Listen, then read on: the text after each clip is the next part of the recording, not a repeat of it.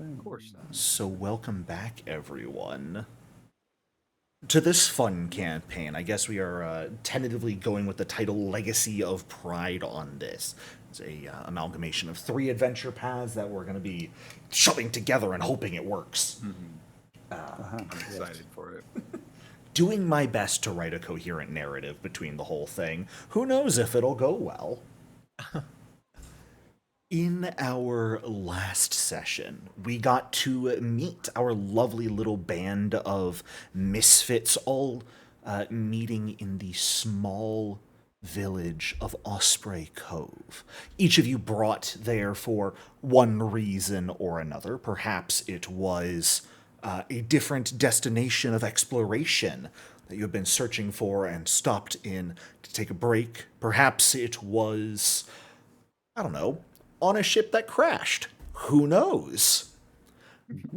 Either way, all of you outsiders to this town happened to be here at just the right time for, after meeting one another, sharing a meal somewhat, just by virtue of there not being enough space in the inn for everyone to have their own separate tables. You all stayed the night and were awoken in the middle of the night by something strange happening at the far end of town. As you all made your way over, you came across one of the town's elders kneeling over a corpse. A very strange corpse whose armor and holy symbol of the deity Jar Tavan had been rusted away, and in fact, the body itself appeared as if it, in a sense, had rusted. Of course, we all know that's not possible, save for maybe Click Clock and Assistant. But this was a true flesh and blood human that was displaying these sorts of symptoms, and it certainly wasn't something any of you recognized. Going to potentially track down where this individual had come from, you all listened to the request of Elder Johedia and the other elders of Osprey Cove and brought Ordwi, the youngest and newest member of the elders who also owned the tavern you all stayed at, on your investigation. Should your investigation take you to Iron Harbor, great, but if not, you have also been asked to escort Elder Ordwi to Iron Harbor under the pretext that these two towns have been at odds far long enough. It is beyond time to begin making some overtures at reconciliation, and Elder Ordwi hopes to at least begin, if not head those efforts, with you all sort of acting like bodyguards to get her there.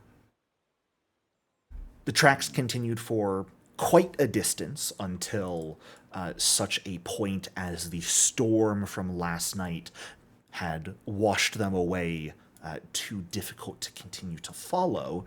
But thankfully, they had been following the trail for quite some time, and you all continued on that way to where we find ourselves now.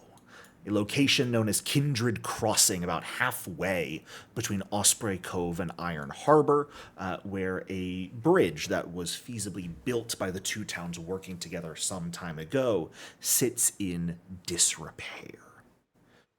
You have not quite arrived at the bridge yet, though, as you have come across a small shoreline where it is not so much cliff above the ocean below, and a wrecked rowboat lies partially in the water, partially on the ground, and you all have noticed some sort of strange aquatic aberration, sort of like a mix between an eel and a lobster with oversized claws, known as a reef claw. You all have determined that, hey, we want to search that rowboat. Maybe there's something in of value or use to us, so we are going to either try and bait out this creature or just straight on attack and kill it, I suppose. as they are quite territorial beings. That is where we pick back up today. If you all simply wish to draw it out into a fight, I will have us roll initiative right now. If there is something else you all were trying to do, though, I am certainly open to what that might be. So, what are we thinking? Well, I last remember Ranog gyrating or whatever. That's right. I I pulled out my blocked that memory flail. out. I pulled out my flail and started twirling it. There we go. That's not, Yeah, I it's like not the a new euphemism. Not a euphemism. It is the right tautology. Sorry, go ahead. Did occultism tell us anything about what we think this is? Yeah. We have some idea. So I'll flash the art again. It looks something like this. Beautiful. Let's all be entirely honest here. I'd keep that as a pet. Sure. This is a reef claw, a type of aquatic aberration that they're quite... Yes, they are poisonous with their claws. They're also quite territorial. Something you guys also picked up on that I believe I forgot to mention last session. Reef claws are capable of understanding speech. Oh. They yeah. cannot themselves speak it, but they are capable of understanding. Oh. To an extent, of course. They are still, at the end of the day, beasts. So there's a limit to how much you can reason with them, but there is certainly a potential opening for such an outcome. Okay. Cool beans. Do we know from the occultism if they have any particular vulnerabilities? Is cold iron a good thing for them? I typically That kind of limit stuff? those sorts of combat information to in-combat recall knowledge rolls. Otherwise, there's no reason for you guys not to just sit there and constantly make recall knowledges out of combat before engaging to get as much info as possible. Makes sense. Just for my sanity's sake and to encourage action as opposed to sitting there and making checks. I will say in this case, you guys are fairly sure it's venomous. You're also fairly certain that they're quite slow on land. They're fast in the water, they're fast swimmers, but on land, they don't have legs or anything, and they don't have a snake's sort of adaptation to movement, so they are extraordinarily slow. Okay. Did detect magic? Mhm.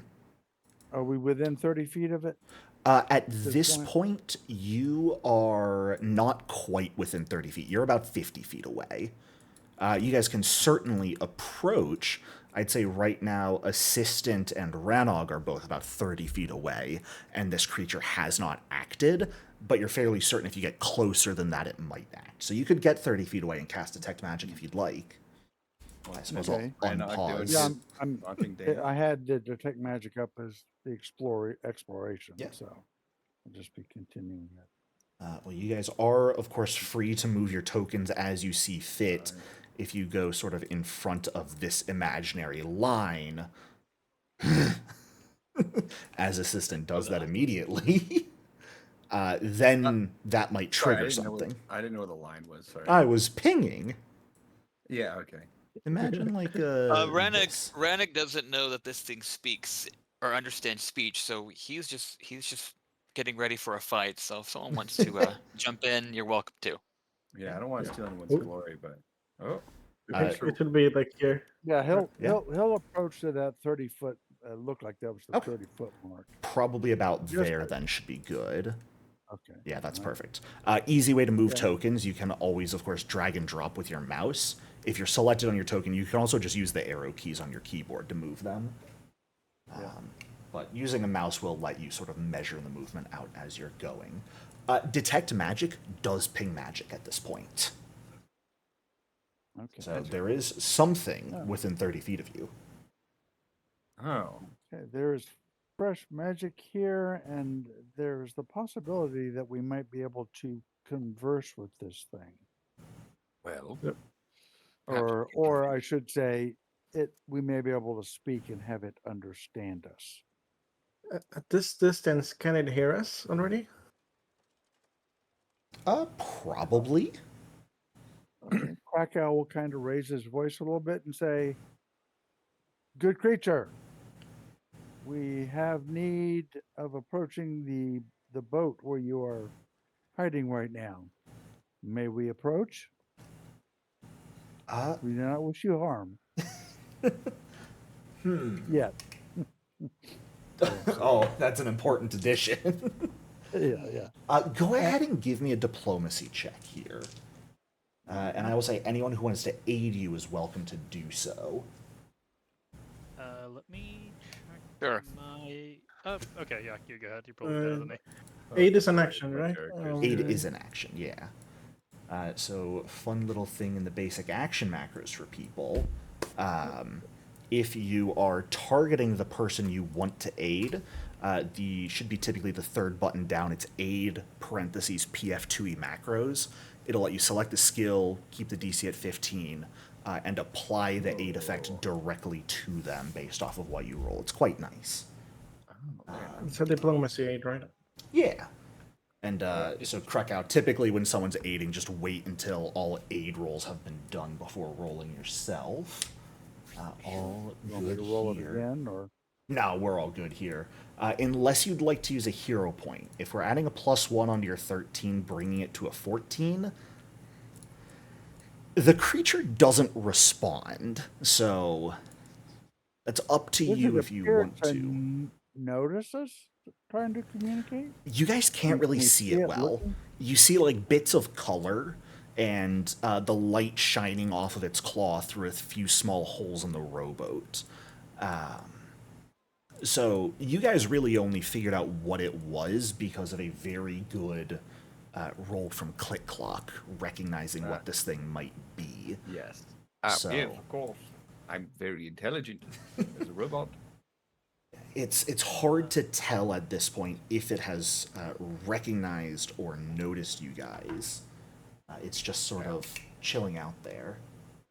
Could I try to kind of scare it away, I suppose, using like coerce or intimidate? Yeah. So I'll give you two options here if you would like. In this case, you can certainly attempt an intimidation check. That is, you don't have something like intimidating glare, do you? I do. Oh, look at you go. Fantastic. So you can certainly do intimidation. You could also try a nature check, if you would like. This thing isn't quite an animal or beast, but you could attempt a command an animal here to try and sort of keep it cowed while you approach. He's Yeah, no, gonna. if I'm- Go Oh, ahead, he's sorry. Are you intimidating, or because I want to aid you with assistant because he can do that. Yeah, Yeah, I I'll can let- do intimidate. So I'm probably not the best at it, but who cares? I'm excited about this. I'll aid too. I want Sure. to aid. Get those aid rolls in, boys. DC 15 intimidation. Don't screw. Yeah. Ooh. Fantastic aid Targeting, I rolls. did the macro. Yep, so that'll give a success to Brenda already, so you can just go ahead and make your intimidation roll. You're all And- more intimidating than assistant. That's not cool. We do the hero point, like, do a bonus thing as well. It is like, opting off if of it's bad. Keeley's, yes, but I can also just tell you straight up a 17 will succeed here. Okay, cool. Yeah. So I guess Brent will kind of just like rush over to the thing very quickly and like feint a strike. Yeah, as you go rushing over, sort of half swinging your blade down towards it, perhaps even yelling out, the entire creature is going to hiss. And it's quite a large creature. It's about the size of a man. But in this case, it is sort of going to back away, slithering off of the beach proper into the water. You can notice it's not fully fleeing. It's just sort of in the water as the tide passes over it, lapping against the shore, just sort of watching you at the moment. Can you go ahead and give me a perception check, Brend? As you have yeah. rushed forward here. I will. It's blind. It is. Oh, this thing's gonna get a little closer. Oh, too. you could not have rolled better in this circumstance. You notice fuck all. Very good. Uh. I am very focused. I'm locked in. Yeah, I guess I'd kind of just saunter over to the boat and see what's underneath it. Yeah. This reef claw is hanging back, so the rest of you could certainly perhaps approach at this point and take a look around. Ranog perhaps left there still swinging his flail, just in You know case. Ordwi just kind of steps up next to you and raises an eyebrow. I can be quite dangerous with this. You might want to step back. Well, I hope you wouldn't be planning I on say? swinging it to me. No, you're safe, Ordwi, person, you're safe. Brend, as you sort of lift up the life raft, or not a life raft, just a rowboat here, and take a look around, you notice a small, watertight compartment under one of the seats that appears intact still. Opening it up real quick, a couple of coins, actually a decent number of coins, immediately spill out into the surf. And within it is a bottle with this, like, filmy dark gray liquid within it. Good stuff here. I'll kind of like point to all the things and start, picking them up. Wow, very exciting. Any clues, perhaps? No, just a bottle with some weird stuff in it and money. So not a bad haul on the whole. Well, that's pretty useful, I'd say. I'll take money over clues. I'm going to alternate detect magic and then detect metal, Sure thing. and just filter out any of the metal that I'm now aware of. Yeah. You know, And that I, you can see there. And, Try to See like if there's any investigate more. the boat or something. I don't know. Sure. If you want to give me a crafting check or engineering lore to I sort can of do take a both. look over the boat here. Engineering lore would have the lower DC. Okay, I'll do that then. Yeah. And are some of you guys like picking up the coins that landed in the surf and whatnot? I'll take that as a Krakow's getting no. little trust bit Brent. back in covering everybody. Sure.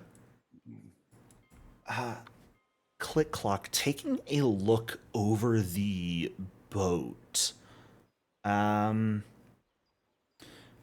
It does appear it's taken on some damage to the underside, likely from rocks. Taking a cursory glance over this doesn't appear to be anything more than effectively flotsam, likely washed ashore, maybe battered against some rocks, caught in a tidal pool, and then washed ashore by the storm last night. There's no sign of anyone who was on it or nearby. It doesn't appear particularly new either. It appears to be a relatively old raft. Yeah, but it washed up last night, Likely. probably. But we don't know if he was using it or not. Unfortunately, you are uncertain of that. It doesn't look like it was necessarily used last night, but it's kind of hard to tell. Resisting the urge to do a Borkern voice. Well, I can't quite tell if this was used by a victim last night. So I think we best continue on our way. Thank you, kind creature, for letting us inspect. I don't think it's friendly. That's fine. hisses at you from the water nearby. And as, like Brend and assistant are sort of like picking up the coins that have landed in the surf, which is like a single gold piece and a couple dozen silver pieces. It totaled out to 1 gold, 50 silver coins, so about 6 gold in total. You notice, inching a bit closer than that regular reef claw, is a much larger one. Oh my gosh. Sort of hiding itself fully in the water, just slowly approaching shore, not rushing towards you guys, but slowly coming closer. Oh, there's another one over there. We better back off. Or we take it out. All right. So as we're sort of stepping away, Krakow will call out, thank you for your patience. We are leaving you now. It just hisses again. You also hear a much deeper hissing from the big one that sort of raises its head above the water at this point. It's maybe about like 10 feet off of the shore. Hey. All right, let's get going. What? You guys Nasty tussle we avoided. move on from that. I am going to ask at this point, I know Krakow is sort of alternating detect magic, detect metal as his exploration activity. What's everyone else's exploration activity? What are we doing? Scouting. Yeah, scouting. Well, only I'll one be, person needs to scout, because that is what gives a bonus to investigating. initiative. Oh, sorry, I missed that. I mixed it up with the Searching? so I can also have that Sounds on. good. I'll be definitely gotta- investigating. Fantastic. Go ahead and give me that roll. And go ahead and give me yeah. that search roll, Brand. How about you, Ragwin? Is anyone searching? We have one No, person no, no. searching right now. Having Alright. multiple searching is not bad. You are Then I'll welcome to do so probably just yourself. avoid notice. I don't think there's anything left. Sure. Yeah. You can always double up on what other people are doing if you don't trust their roles, but you are certainly welcome to try and avoid notice yourself to perhaps start off an encounter hidden, if that strikes your fancy. Yes. What kind of roll is seek? It's perception, right? Perception. Yep. I'll search though. Sure. Go for it. Well, I guess this is the time we need that marvelous ladder of yours, Ragwin. Oh, where did he go? Wait, no, is he searching? Never mind. Ragwin's right here. He's searching. Oh, he wasn't sneaking? Yeah, Oh, okay. No. Well, the ladder. Do I still have it? Because when we used it, like it turns into a normal. You haven't ladder. used it yet. You were you guys Oh, talked about potentially using it when you got here, which, as you arrive, it's 15-foot wide rift in the shore. There is a weather-worn stone statue on either side, sort of extending their arms toward one another. There's like a partially completed stone bridge that absolutely doesn't cross the entire thing.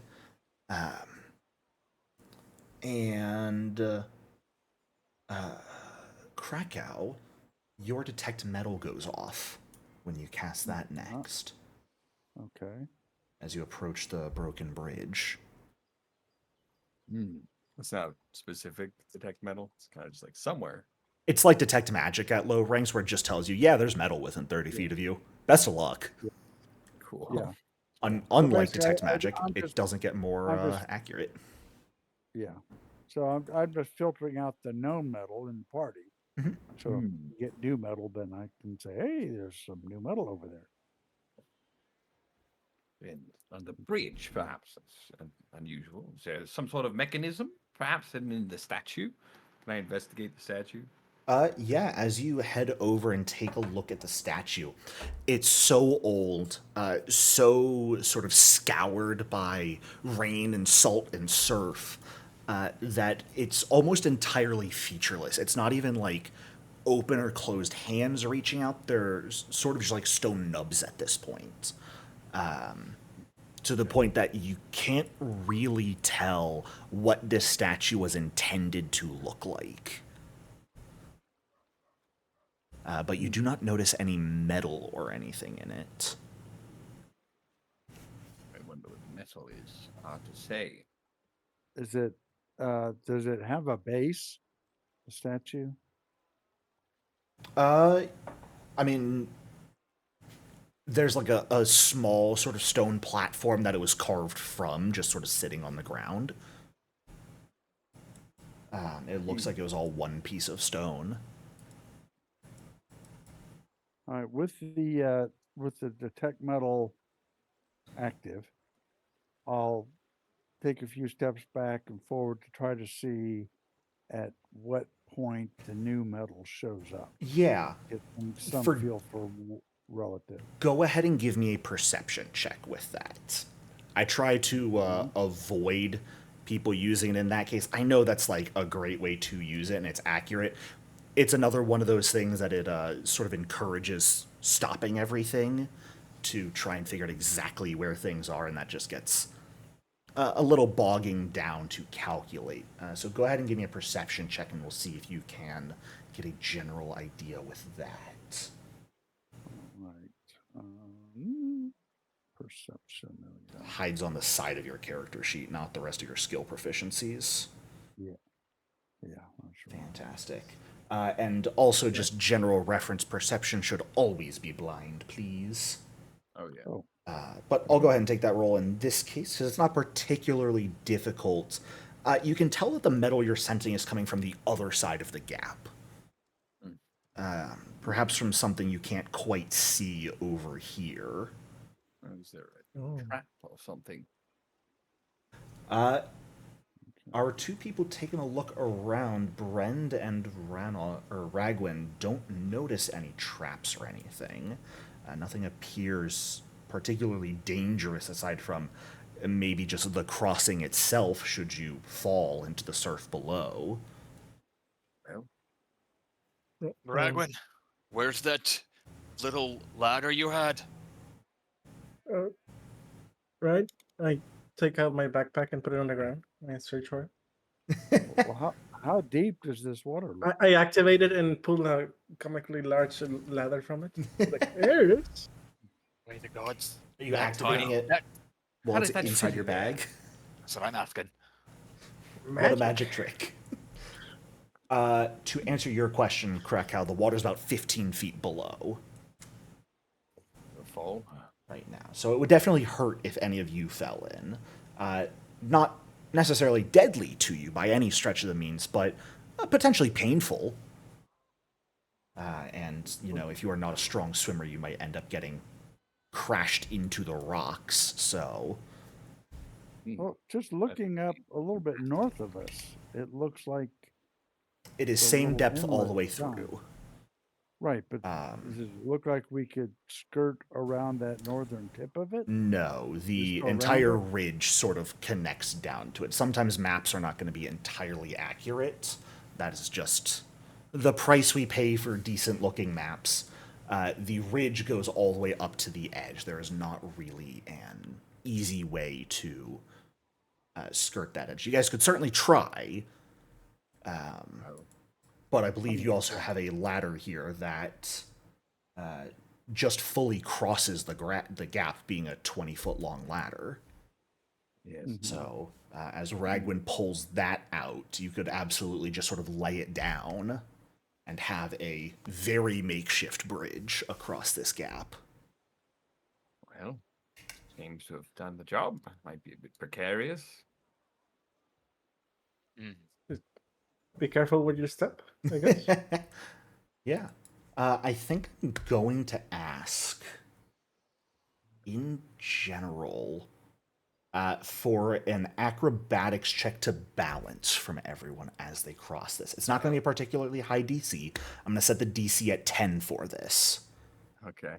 But just to see if anyone is particularly wobbly today. Well, Click-Clock's not proficient, so Yeah, I'm not either. Oh, good. Yeah. he will go for I'm it. proficient, but I'm not great at it. Haha! Oh, Awesome. My I didn't- +2. I didn't look particularly graceful. Uh, but amazing. Oh, Armor check penalty. Here we go. he's doing Do I he's doing hero point this cartwheels. one so I don't He's fall doing in? cartwheels over there. I don't know if Mine I You're want- doing great. roll. I you thought got I a rolled 7. 20, Ranog. I You got a think, 19 plus 1. That wasn't think- my dice I was looking at. Okay. Brend and Oh. Click Clock and Assistant. You guys have a couple options here. You could certainly hero point your rolls. You guys are also falling, so you could just make a reflex save to sort of grab it as you Oh, I thought it misstep was and slip through the rungs. Is a 10 a failure? Oh, Assistant got an exact 10. Never mind. Assistant gets over just fine and laughs at you, He's probably. acrobatic. I think it's me and It's Click just- Clock. Help me! Thanks for the ladder, I guess Ragwin. I'll We're gonna do go it. now. I guess I'll do a reflex save. Sure. Yeah, reflex. Yeah. DC is going to be not 12 on this one. Thank God. Uh, That rogue was supposed to be dexterous. Dexterous? Dexterous? Fantastic. Yeah, you guys all managed to cross without much difficulty. There are 2 slight scares with Ragwin and Click Clock, respectively, as they are crossing and just miss their footing. One of the ladder rungs gets a little loose and sort of spins as they step on it, and they lose their balance and fall through the rungs, but manage to grab themselves before they fall into the surf below, hoist themselves back up, and a bit unceremoniously crawl the rest of the way across. Where did you get that ladder, Ragwin? A discount store somewhere? not close to here, like a store. I don't know. I mentioned the store where I got it. Oh, that place is probably tight. A shop It's back in pretty far Sandpoint. away. Walmart. Found it. Right, from Sandpoint or Brent. Okay, so once I get over here, I'll do the detect metal. Yep, I'm already on that. You do not have to let me know you're continuously doing it. I've got your exploration action, so I know you are constantly doing these things. Brend, why do you keep losing your scout effect? Have that on. Oh, yeah, I don't know. Shame! As you get to the other side, being the one actively sort of searching, you notice one of the wooden posts near the bridge. It looks like maybe, this original bridge was supposed to be built out of stone, and there was a wooden bridge built when that one fell. And there are still a couple of, the wooden posts from that wooden bridge. In one of them, a crossbow bolt is embedded into it. Oh, Uh, yeah. Interesting. Oh, good. Well, we know that our Maybe our person crossed the bridge. the Was victim attacked. was attacked by crossbow bolts, potentially. There were a couple wounds that were about the size of a crossbow bolt, so this could certainly be one. where does it look like they would have come from? These what direction would they have been fired from? It is pointing northeast. So the bolt came from the northeast. Yeah. Which is the water? Wait, no. Sorry, southeast. This is one of those awful maps where north is not up. Yeah, north is not. Oh, up. it is. Somewhere yeah. in this general direction, most likely. So it came from the water, or maybe not the water. Maybe but- not the water. You don't have to be far away to fire a crossbow. So where exactly was that? Where was it again? Was the bolt? In a Is it in the wooden ground? post right around here. Yeah, one of these. And just to make sure, it doesn't look old, right? Like it No, it looks crusted? relatively fresh. Or Like there's any poison there or fresh. something? are you pulling it out? Sure. As you pull it out and take a look at it, does look to about match the size of the wounds in the corpse. And as you take a look over it, there are very trace amounts of a greenish purple venom on top of it. Mm-hmm. Right. Yeah. Hey, if I didn't sell my alchemist kit, I might have been able to attempt to identify it. The choices we make, unfortunate. Well, I gotta have potions because we need. I want to help. Well, I'll wrap it up in a cloth unless somebody else wants to take a look at it. Yes, I would. I'd like to make, I guess, a nature check. Do you See guys if I have can- an alchemist toolkit? Because that's what you sort of need to fully identify this at this point. I do not. No. Yes, the Oracle carries one with it. No. Hey, I was fully gonna have expect one, it. but I bought a potion, so So Well, you're definitely able to tell it is a venom of some sort, and probably not a particularly strong one. Considering the distance from here to Osprey Cove, it took you guys walking at a normal pace hours to get here, somewhere in the realm of like 6-7 hours. Right. So for someone who was ostensibly injured, maybe sick, wearing armor, who had been shot and poisoned, to make it that far before dying, it probably isn't a particularly strong poison. Mm-hmm. Yes. Well, nevertheless, it could be useful. I'll wrap it up in like a piece of cloth or something. Yeah. Tuck it away. There's not enough poison for it to actually have an effective shot at anyone now, but hey, you have a single crossbow bolt. Fantastic. Yeah, well, maybe when we get to town, I could buy an alchemist kit. I don't know, There you go. just in case it's important, which it might not be. You know. Yeah. All right. Information is seldom useless. Mm-hmm. Yes. I believe in knowledge, of course. Knowledge is power. Knowledge. Like I'm here in my garage. Sorry. Okay. I don't know if gets that reference. Old Klingon saying, there is no knowledge that is not also power. If the Klingons say it, it has to be true. I don't know what the Klingons are you speak. I can't move. I'm stuck. Those of you in front, please stop moving. The rest may catch up to where they are.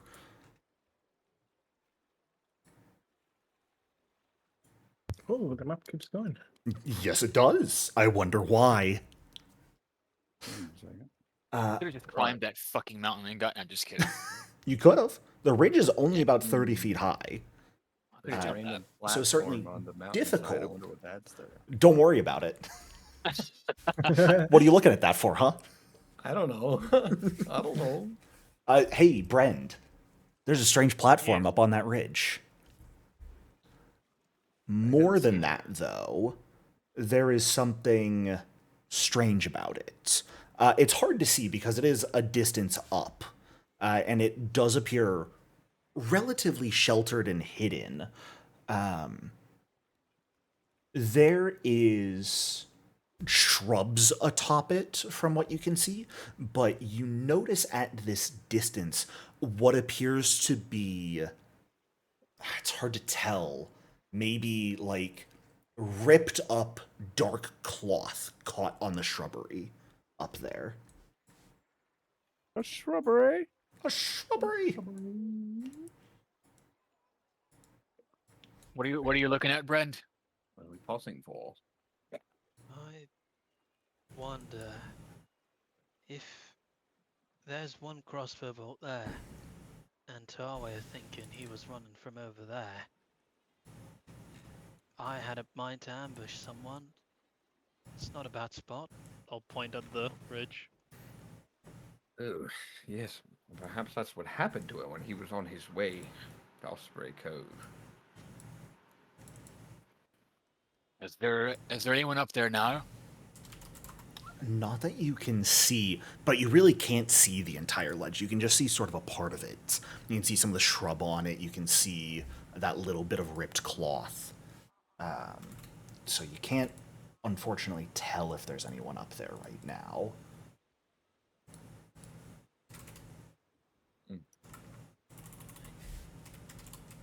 If we stick we by must the be wall, cautious.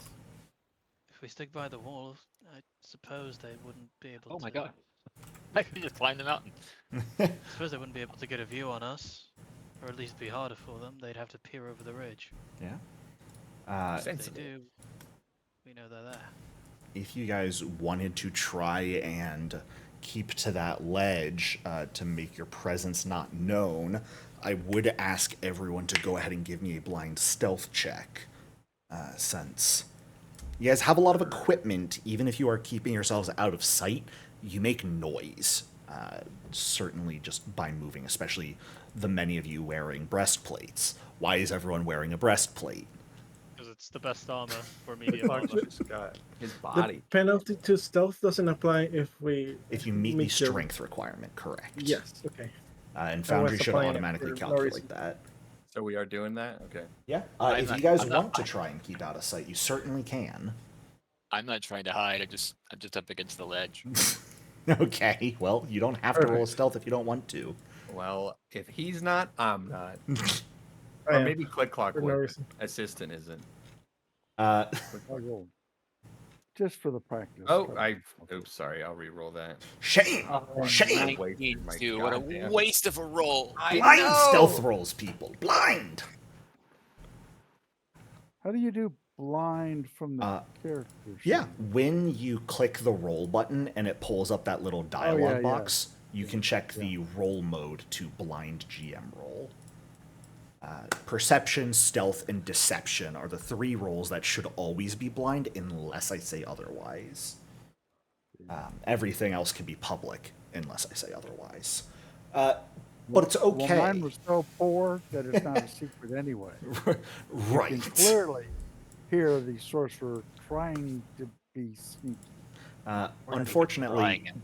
Detect Magic and Detect Metal are not subtle spells, so it does require you to constantly be sort of chanting that brief incantation to the magic and creating that effect that is quite public to the eyes. So at this point, I'm going to ask everyone to roll initiative for me. Dum, dum, dum. And you can roll either perception or stealth for this, whichever you same would for me. prefer. Yeah, they're the same. Well, there it is. make I'll your just do choice. Perception. I'll just do perception then, because it's. Whoops. And the initiative button appears on the side of your character sheet right underneath your perception. You should have a little drop-down menu for changing it to something other than perception if you are ever rolling differently. But perception is the go-to for initiative rolls. That was just a regular perception check, but that is okay because I can set that to be your initiative. Oh, actually, my initiative's one better than that. Oh, do you have a bonus to your initiative? I Because of have scouting. That's why. The scout, yeah. The scout. Perfect. I'll update that for you to a 14. Oh, I rolled great. Nope, I rolled better. Dude, Uh, Click Clock. Fantastic. Zebra. Yeah, Click Clock, as you are keeping yourself against the wall, hilariously, I'll let you know because it's funny, on your blind stealth check, you rolled the exact same as your public one for a 24 Really? total. Yeah. Which is the exact same as my initiative. Yup. So Click Wow. Clock sort of hides 3 against the wall and just sort of stands there. The sun reflects off of his armor. He picks up some dirt, just rubs it in real quick, and he's gone. Only Brend Wow. can still see him. I am the sneakiest robot you've ever seen. But at this point, I am going to go ahead and roll some stealth checks myself. Oh, what a surprise. Fantastic.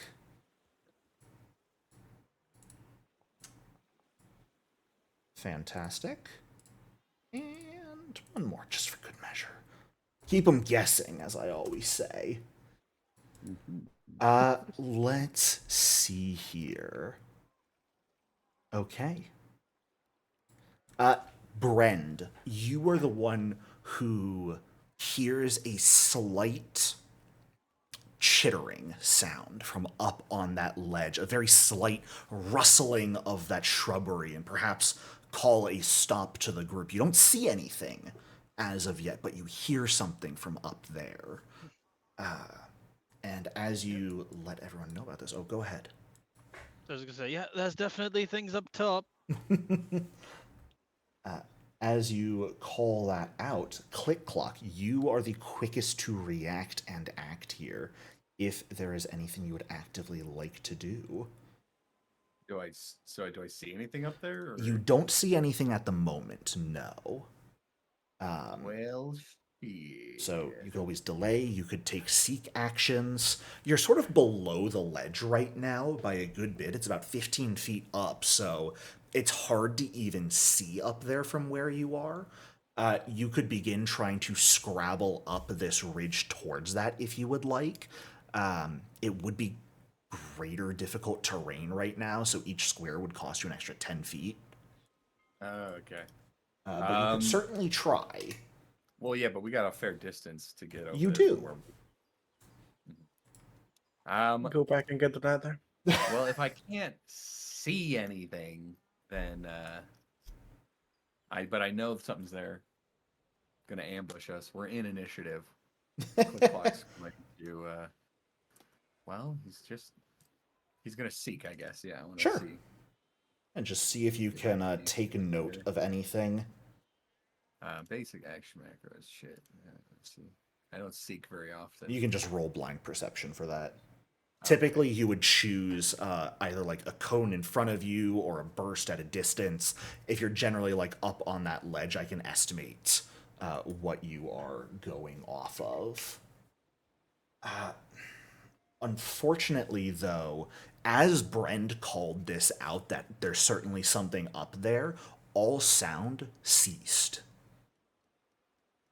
So you're not currently noticing anything up on that ledge from where you are.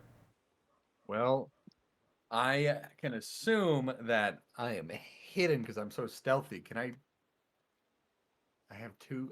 Wait, do I want to activate overdrive? No, that'll probably end my stealth, right? That's probably loud as shit. Go ahead and put overdrive in chat for me. Sure. Nope, that's a roll. That's it. That's recall knowledge. Sorry. Fantastic. Overdrive. You crank the gizmos on your body into overdrive. I would assume that, yeah, that's going to make some noise. Probably break your stealth. I did not use overdrive. That's cool. Well, in that case, I'm gonna just as assistant, I'm gonna command assistant. Sure. To get in the front. Are you giving him 3 actions or just 2? Just 2 actions. Fantastic. And he's gonna go 25 feet and then take cover, I think. Sure. Yeah, sort of taking cover against the wall. And then what's the sneaking macro or the one where you move stealthily? You would like use speed? Yes. So you move half speed and then make a stealth check at the end of your movement. Damn it, he's 10. I can only move 10 feet then, right? What a shame. Yes, because it would go down. Can I go here? Sure. Fuck it. I'll allow it. Thanks. I can't be bothered. And then so I do roll another stealth. Or? Yes, please. Yeah, to see if you continue to hide from the creatures you were hidden from. Cool. Well. Fantastic. As you sort of carefully step onto the rock to get around Krakow and make your way forward, very carefully placing your feet, trying to make sure you don't send any loose rock tumbling to the ground. As far as you can tell, you're hidden right now. Cool. But the assistant has, maybe I fucking ruined it. I don't know. Whatever. Okay, that's all I got. That is going to bring us to someone else's turn here. Who, you know what? They like your idea so much, Click Clock, they're going to attempt to sneak as well. God damn it. And the try stealth and move combat. forward. Right? My favorite. Okay. They are going to get a bit closer towards the edge. And we're going to do the Jericho Classic. We're going to roll a die to see who gets targeted here with an attack. So, going off of those stealth checks from earlier, right now we've got Brend and Click Clock hidden. Everyone else is noticed by this thing. So we are going to keep it at a... All right, the first attack of the campaign. Ranig.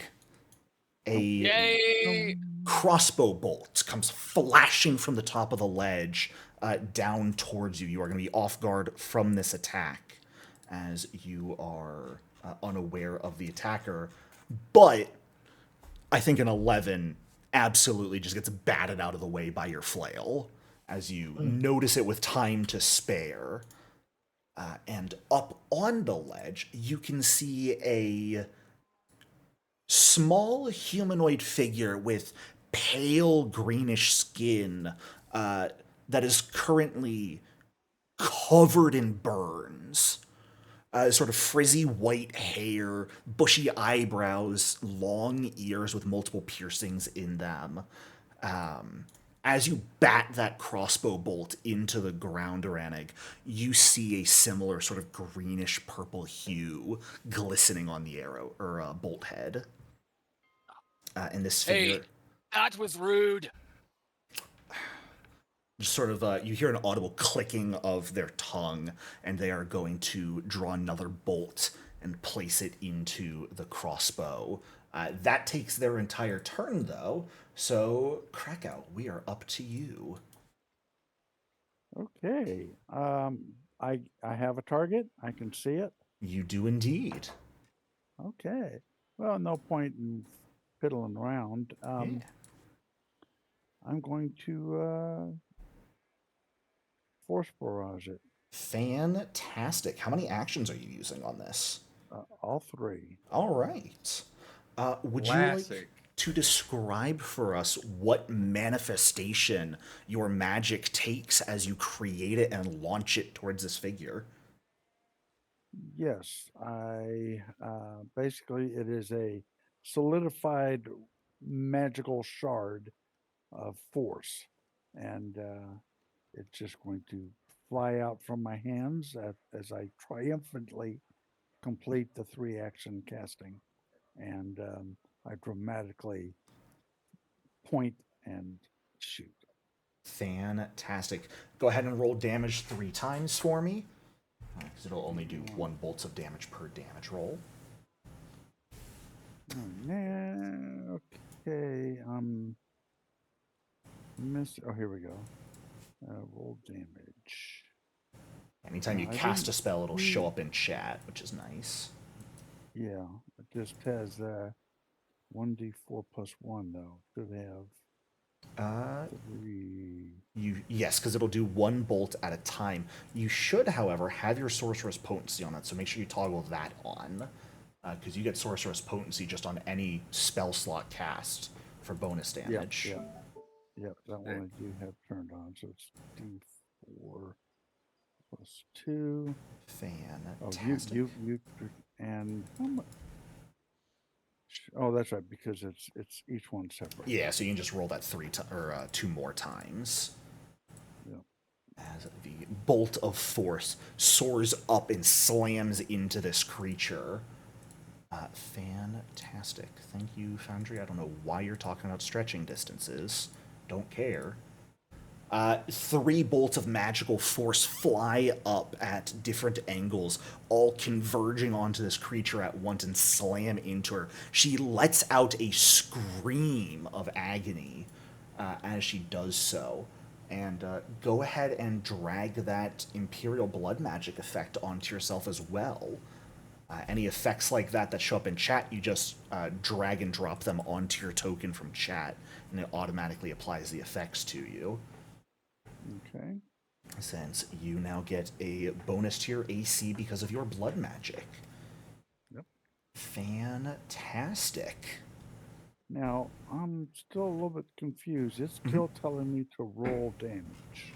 That button's just going to remain there forever. Okay. So, yeah, once you click it and get the damage you need, you just ignore it from now on. And that Okay. effect, Imperial Blood Magic, you can just drag and drop onto your token. That's fine. It was just saying it was heightened. But it's not heightened anyway. No. so- Foundry will calculate all of that automatically when it is cast at heightened levels. Yep. And All right. Brend, that brings us to your turn. So you can see this figure crouched up on the ledge. As far as you can tell, perhaps miraculously, she either just hasn't registered your presence or is treating others as a bigger threat right now. You are hidden to her. Cool. I think that being the case, I am going to delay for Sure. now, until something either makes its way down or, determine that it's the only person up there. Absolutely. So fun little thing with Foundry, if you have the initiative tracker open, you... I do. Perfect. Yeah, you can see a little button when it's your turn on your Yeah. initiative number. Click that to delay, and then click it when you want to return. Well, funny you mentioned something coming down, because something's absolutely coming down here. It's not going to attempt to keep itself hidden. Using 2 actions here, a massive centipede is going to skitter out of the shrubbery, down the side of the cliff, towards Assistant here, and reach ground level right about there, and go ahead and make a Jaws strike. I suppose a Mandibles strike against Assistant. No. First damage. It hits. You'll never guess how much damage I deal. Oh, why is damage hidden? Ew. We never will, you're I right. will never guess. Why is I'll that just setting check turned it. on? I'll just look at assistant's health. I say 7. It is 2 points of piercing damage. God damn it. Oh, It's very low. He might do poison or something, which is probably nothing to Assistant is a clockwork construct and is thus immune to poison. So, does not even have to make a save here. Hide damage. Turn that shit off. Why were you turned on? Get out of my life. It's still going to hide the roll breakdown from you guys, but you will at least see the damage number. But that does it entirely for this centipede's turn. Brend, we are back to you as you come back into initiative here. Cool. So, I say Brent's gonna kind of for the slightest moment, just maybe he's having similar to when someone has brain freeze. He just grabs his head a little bit. And I'm gonna use quick tempered. Sure. I technically should use this initiative, but I usually announce the start of my turn if that's okay. It is something that should be done at the start of initiative. It is one of those Yeah, things. In go this ahead, case, you couldn't sense any enemies. So you could Okay. have raged then. It would have immediately ended, though. Actually, no, because I did your sense an perception enemy. check, you sensed them. You are correct. I did sense an enemy. So yes. I Cool. had it in my head for some reason that you were not the one who rolled a nat 20 on perception. So yes. As if I don't nat 20 everything. Right. That's fine. You should have gotten it on initiative roll, though, because the temp HP might come in important in those situations. So Yeah, I just tend to forget it. yeah. I'll try and remember to remind you. My brain shut down on this one. No, it's fine. But would you like to describe to us what it looks like as Brend goes into a rage? Yeah, again, just kind of grabs his temple and maybe doubles over slightly before kind of focusing very intently and perhaps a bit of a grin on his face looking at this thing. As I'm gonna use that also to try to intimidate and glare demoralize it from a distance. Fantastic. Go for it. Wow. Hey. This thing is horrified of you as it bites into Assistant and brings its mandibles back, having found a weak point in the armor and sort of chittering happily to itself. It turns to scan and see what threats might be approaching, sees you, and immediately scuttles backwards in a sort of primal fear. Not fast enough, I don't think, though. No, I'm gonna use 2 actions to sudden charge. Let's because, go. Yay, No more open. Fuck that trick. Thank you, Remaster. And yeah, basically just walking around and get to the side of it Yeah, to absolutely. also make it off guard, and then I'm gonna strike. If you don't crit here, I'm gonna laugh at you forever. Thank you. Ah, There we go. Fantastic. Yeah. Oh my gosh. This there thing's is- AC is in the dirt. And so So as take you... 24. Jesus. That's double this thing's health. Oh my god. You come around the corner and just immediately plant your blade into this thing's back, pinning it to the dirt as it lets out a death screech. Why are these things going to dying? Foundry, I know I set my settings in a It's an certain way. I important don't set character, them alright? this way. He's gonna return for the second act low point. This centipede, he'll be there. All right, I believe. But yeah, I'll say if it's like, screams out, he'll twist the blade a little bit. Yeah, absolutely. That creature, 100% dead. Deader than dead. And that is going to bring us over to Ragwin's turn. Okay. What do I do? Go commit violence. Good question. Here, do a crime. Maybe I take cover like I did, or I don't I'll know. move here. Yay! Save us all. Eliminate the I mean, enemy. if I was this person, I wouldn't go down. So Right, this guy's not unconscious. He's just dead. And scared and bleeding. you said this is difficult terrain, right? If I Greater difficult terrain. So it costs an additional 10 feet of movement per square you want to move.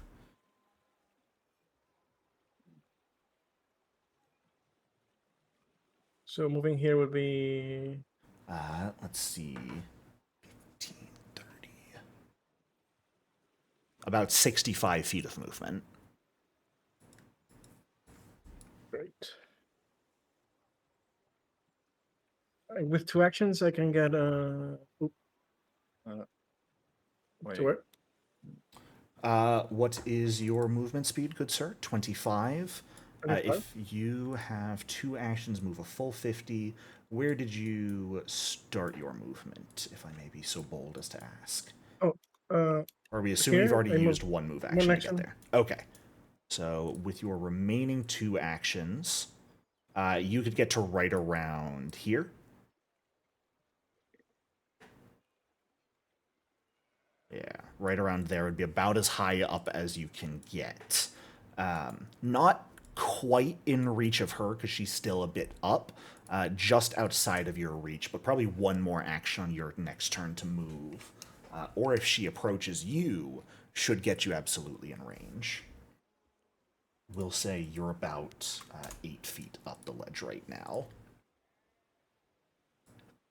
Fantastic. That is going to bring us to the second centipede. Which, I mean, hey, if you're climbing up Ragwin, he is going to use 2 actions to scuttle on down and sort of meet you on the side of the wall here and absolutely attempt to bite into you. Good old centipedes with their climb speed. And I believe a 25 will hit. That hits it. For the maximum damage I can deal with this creature, 3 points of piercing. Oh, Oh no. I tapped out. do, however, Ragwin, unfortunately, need you to give me a fortitude save as it bites you. Fantastic. Yeah, as the mandibles clamp around your sides, you feel a jolt of venom sort of immediately burst into you, but oh wow, that's so weak. How did that guy die to this? What? You just easily shrug it off. You don't even really feel it. Right. Ranig, All right. finally your Ranig. turn, good sir. How exciting. He starts twirling his flail. I can move 30 feet. Can I get up here in 2 actions? Greater difficult terrain. So 30-foot move. What that gets you 25 right there. No, Go ahead and give me an athletics check. I'm feeling a bit zesty. Zesty. How much can Power Climb Reneg get up there? Oh, well, not yeah. very well. Not particularly well with that. I'll leave it up to you. I will say with that roll, you can hero point it, get up there with your weapon still two-handed, or you can get up there, but you're gonna have to release a hand to effectively finish pulling yourself up. Yep, hero point. Fantastic. Uh, And that's no, what Keeley's is for, baby. Get on up there. Okay. Now with my last action, I'm going to try to disarm her. As you power sprint up, you're gonna disarm her? How rude. I'm gonna try. I bet she's Why does your height marker go there, of all places? That's so unbelievably cursed. I can't see it right now. but Oh, it's I'm- next alright, to your yeah, I'll head. s- It's not above your token. Oh, I see it, yeah. Unfortunately, she is quite dexterous as you... Nope, I'm hero pointing that too. Oh, okay. There you go. Hey, No failures allowed. your roll breakdowns are going to look great after this session. Well, I've got one hero point left, and we're not even halfway through. As you run up the side of the wall here, land up top, and immediately sort of wrap your flail around her crossbow and try and yank it out of her hands, it definitely pulls it out of her grip a good bit. She's actually going to free action just let it go. All right. She is not even going to bother dealing with trying to wrestle grip of it back. She is just going to let you have it. You can see she does have a club of some sort at her waist that she's probably planning to draw now that you're up here next to her. But that brings us back to the top of the round. Click clock, we are up to you, good sir. Okay, can I see this person? She would have standard cover from you right Can I now. recall knowledge? on Sure, her? I'll allow that, yeah. Can I use my Eureka and recall knowledge and try to activate overdrive? Oh, by all Yeah. means. All right. Go ahead first, and recall pop Eureka knowledge. into chat for me after you recall knowledge, if you don't mind. What? Go ahead and pop Eureka into chat for me Oh, if you sure, don't mind. Sure, let me find it. And I'm going to have to ask you to re-roll. You recalled knowledge as assistant is this there. Sorry, is this non-trivial? Uh, yes. Okay, cool. That's such a hilarious wording on that requirement. I am going to have to ask the re-roll because assistant has a -4 intelligence, and I don't want to think about that. Yes, that's not. That's Yeah, you recognize this creature as a Darrow, a type of effectively normally an underground dweller from the Darklands that get heavily burned by sunlight and weakened by it. They tend to hide between like major metropolitan areas and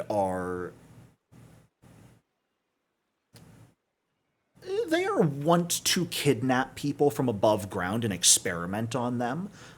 In their words, to figure out why surface dwellers are immune to the sun.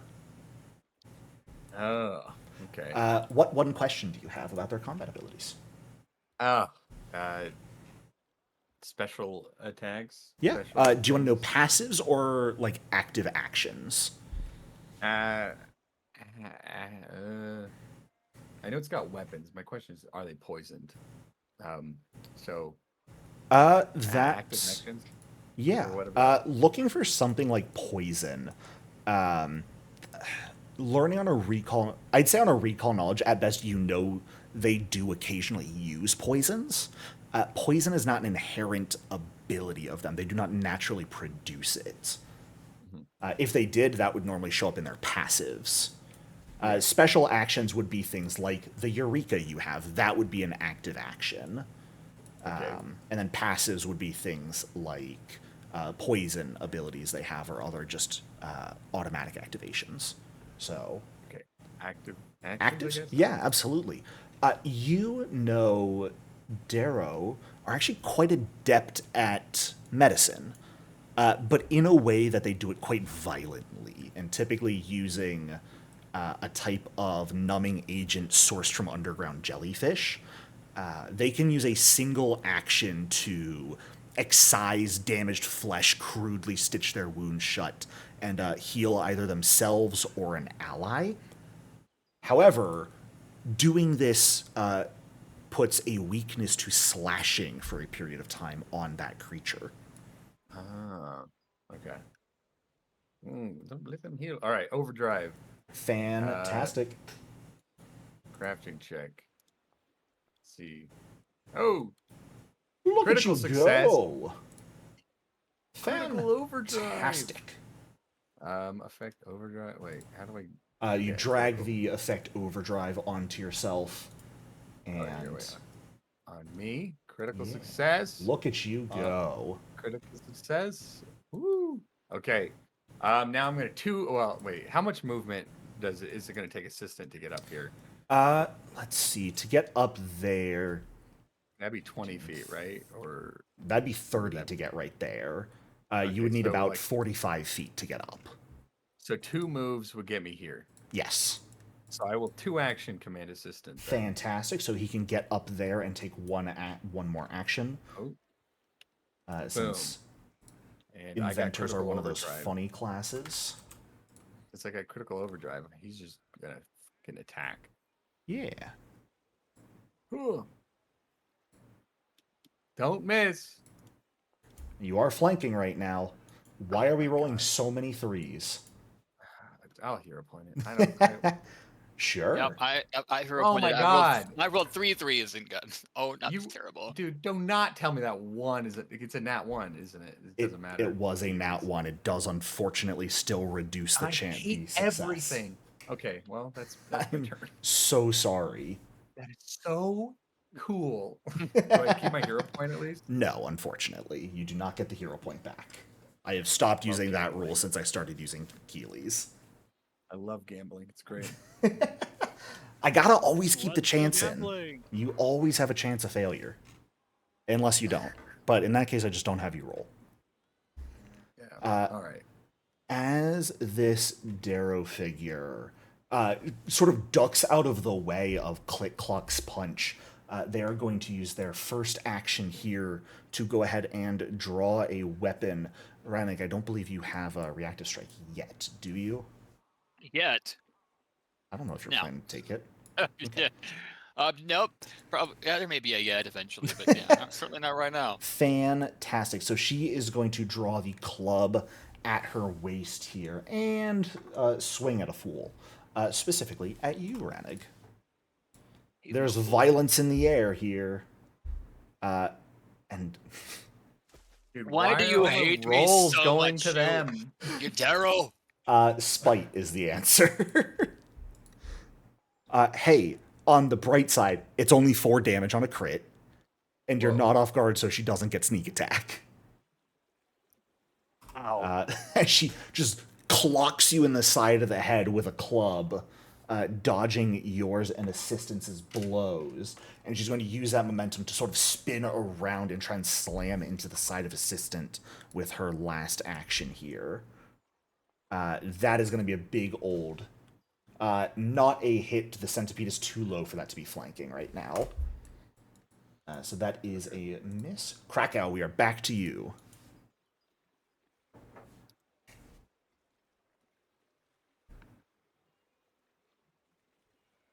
Needle darts. I He's believe left us. you may be muted if you're talking, Krakow. We cannot hear you. Yes. Fantastic. Sorry. Who's getting targeted? All right. Okay. The Darrow. Sure. From where she is going to have standard cover against you. She's up on the ledge. There are creatures in the way, so she's not presenting a great target to you. So she is going to have a bonus in that AC. case, I'm gonna force brush her. Sure. Yeah. By all means. How many actions are we using? All 3 again? Yeah, I'll go ahead and use all 3. Why not? Go ahead and grab that blood magic effect for yourself and roll damage. All right. Dum, dum. Oh, where did it go here? All right, it thinks I used all my stuff. Hang on. Try this again. So, if I click cast, Yes. Do I then? The spell will be Do it in chat private? for you to roll damage Okay. and grab the effect onto your token from there. Okay. Yeah. It's typically beneficial to just always have chat open. Yeah. Okay. All right. So there it goes. Roll damage. Stop scrolling around on me. Yeah, I'm gonna have to spend some time. Fantastic. Full 6 points of damage on the first one. Mhm. Ooh, good rolls. 5 points of damage on the second. She's looking heavily injured. All right. It's not letting me roll a third one. Why is it not letting me roll a third one? I could not tell you. Oh no. There it is. It popped up 3 different chat entries. Fantastic. As the final third bolt comes crashing in, a total of 6 bolts of magical arcane energy over the course of around 12 seconds, slamming into this figure. She falls. As the final bolt cracks into her, she stumbles forward and collapses to the ground in a bloody mess. Brend, we are up to you. There is one more of these centipedes, but it is sort of high up on the ridge right now. What you got for us? Well, demoralize, because that definitely works for a start, Sure. at least in theory. That is Die, going to be isn't it? another success. Cool. And then if I sudden charge and move to this square, will I be able to attack? Yeah. If you have 30 feet of movement, absolutely. Because sudden charge is 2 strides, Yep. so I'd have 50 feet with that. Perfect, then absolutely. All right. Actually, in that case, You are could I not going to do be able to get 30? all the way up and around. Just remember, every square is costing you an additional 10 feet. Yeah, it's just the map's weird. It's a little funky. Strike. Oh, I will re-roll that because it literally cannot be worse. I'm just siphoning your guys' luck. Yeah. And that turned into the best you could possibly roll effectively because of the plus 10. Yeah. Fantastic. Another massive hit. And with that, as Bren sort of runs up the wall, doesn't even bother to steady himself like Ragwin is, just climbs up, shoves his sword through the centipede and into the wall to keep himself there.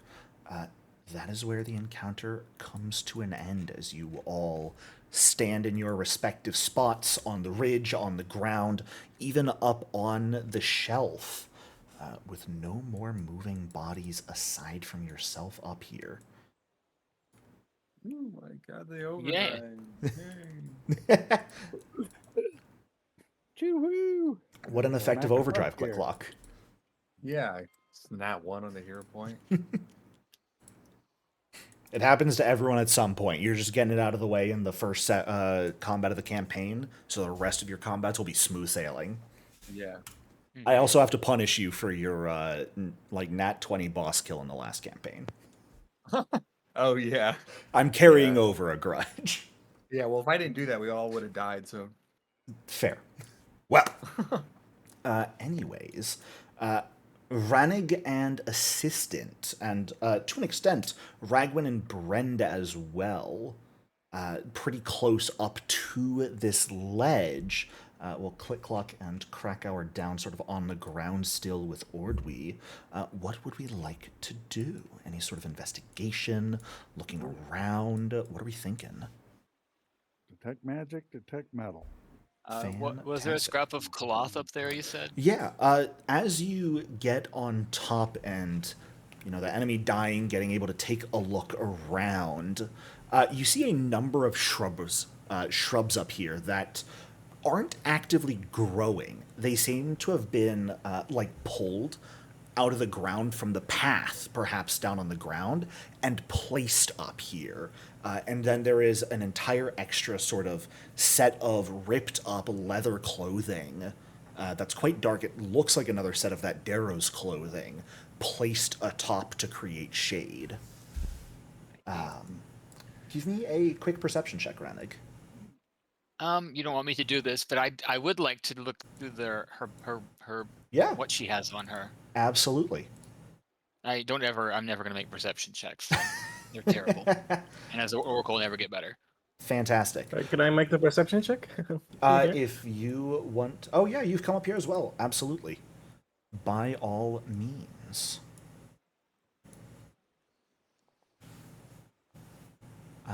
Fantastic. Taking a look around the two of you, Ragwin sort of looking over the body Ranig looking over the body while Ragwin takes a look around. Krakow comes up, attempting to detect for magic and metal, of which you do not gather any magic. However, there is, of course, metal to be found up here. Ragwin, the first thing you find is another corpse. Oh. About the size of this Darrow here, but blackened and charred, and entirely naked. Okay. Ranig taking... go ahead. No, go ahead. Oh, sorry, no, you go. Okay. Ragwin, taking a look over this body, you find multiple sets of equipment. Really, like, 2 people's worth of equipment also on one person. She has 2 hand crossbows, 2 clubs, 2 lengths of rope, 2 what look to be healer's toolkits, but they're almost sort of made out of crystal. These would be the toolkits. Click Clock notices are made out of creatures known as Cytilish, underground sort of jellyfish. That effectively works as a healer's toolkit, but any non-Darrow that uses one or carries it for an extensive period of time is likely to get pricked and quite sick. Not worth it. I take that for a click because it looks cool. A large number of bolts and a single dosage of what you guys could easily identify as a lethargy poison. Right. Party stash all of that. Yup, into the Did you stash say it goes. 2 hand crossbows? 2 hand crossbows, yes, and about 16 bolts in total. I'll take that. Fantastic. You have 17 total bolts now. Just speculation, but the body that we found back in town. Any clue as to whether or not that sort of individual would be a caster, other than the religious symbology? He had a holy symbol. He was also Yeah. wearing quite heavy armor. Okay. So he might have been able to throw some sort of fire spell. It's certainly possible. You guys did not find any sort of focus that like arcane or occult or primal casters would normally use. Divine casters would, especially those who get their power from a deity, typically use their holy symbol for the focus. So that's certainly a possibility. Yeah, but they were baking in the sun, weren't they? The guy back in town was not, but these Darrow were. Yeah. Yeah, it looks like there was one up here, effectively, who died from that exposure to the sun.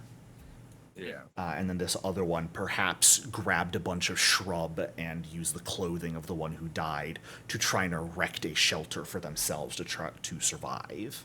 It's quite Alright. curious that they that they burn so easily in the sun.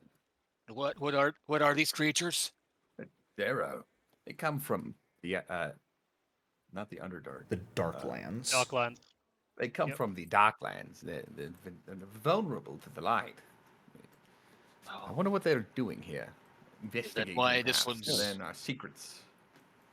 Is that why this one's covered in burns, and the other one, the corpse over there?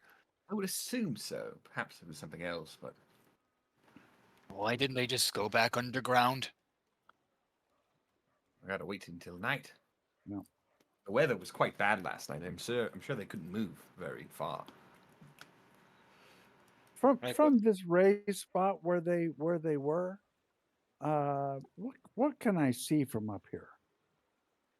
Is it reasonable that I could cover the bridge and No, you cannot see the bridge from this side. The ridge continues up another 15 feet or so, so you cannot see over it towards the west from here. But, I mean, what your token can see from up here is about accurate. You can sort of see this entire eastern area pretty clearly. Okay. So if this was an observation post, if they were up here for that purpose, what could they observe from here?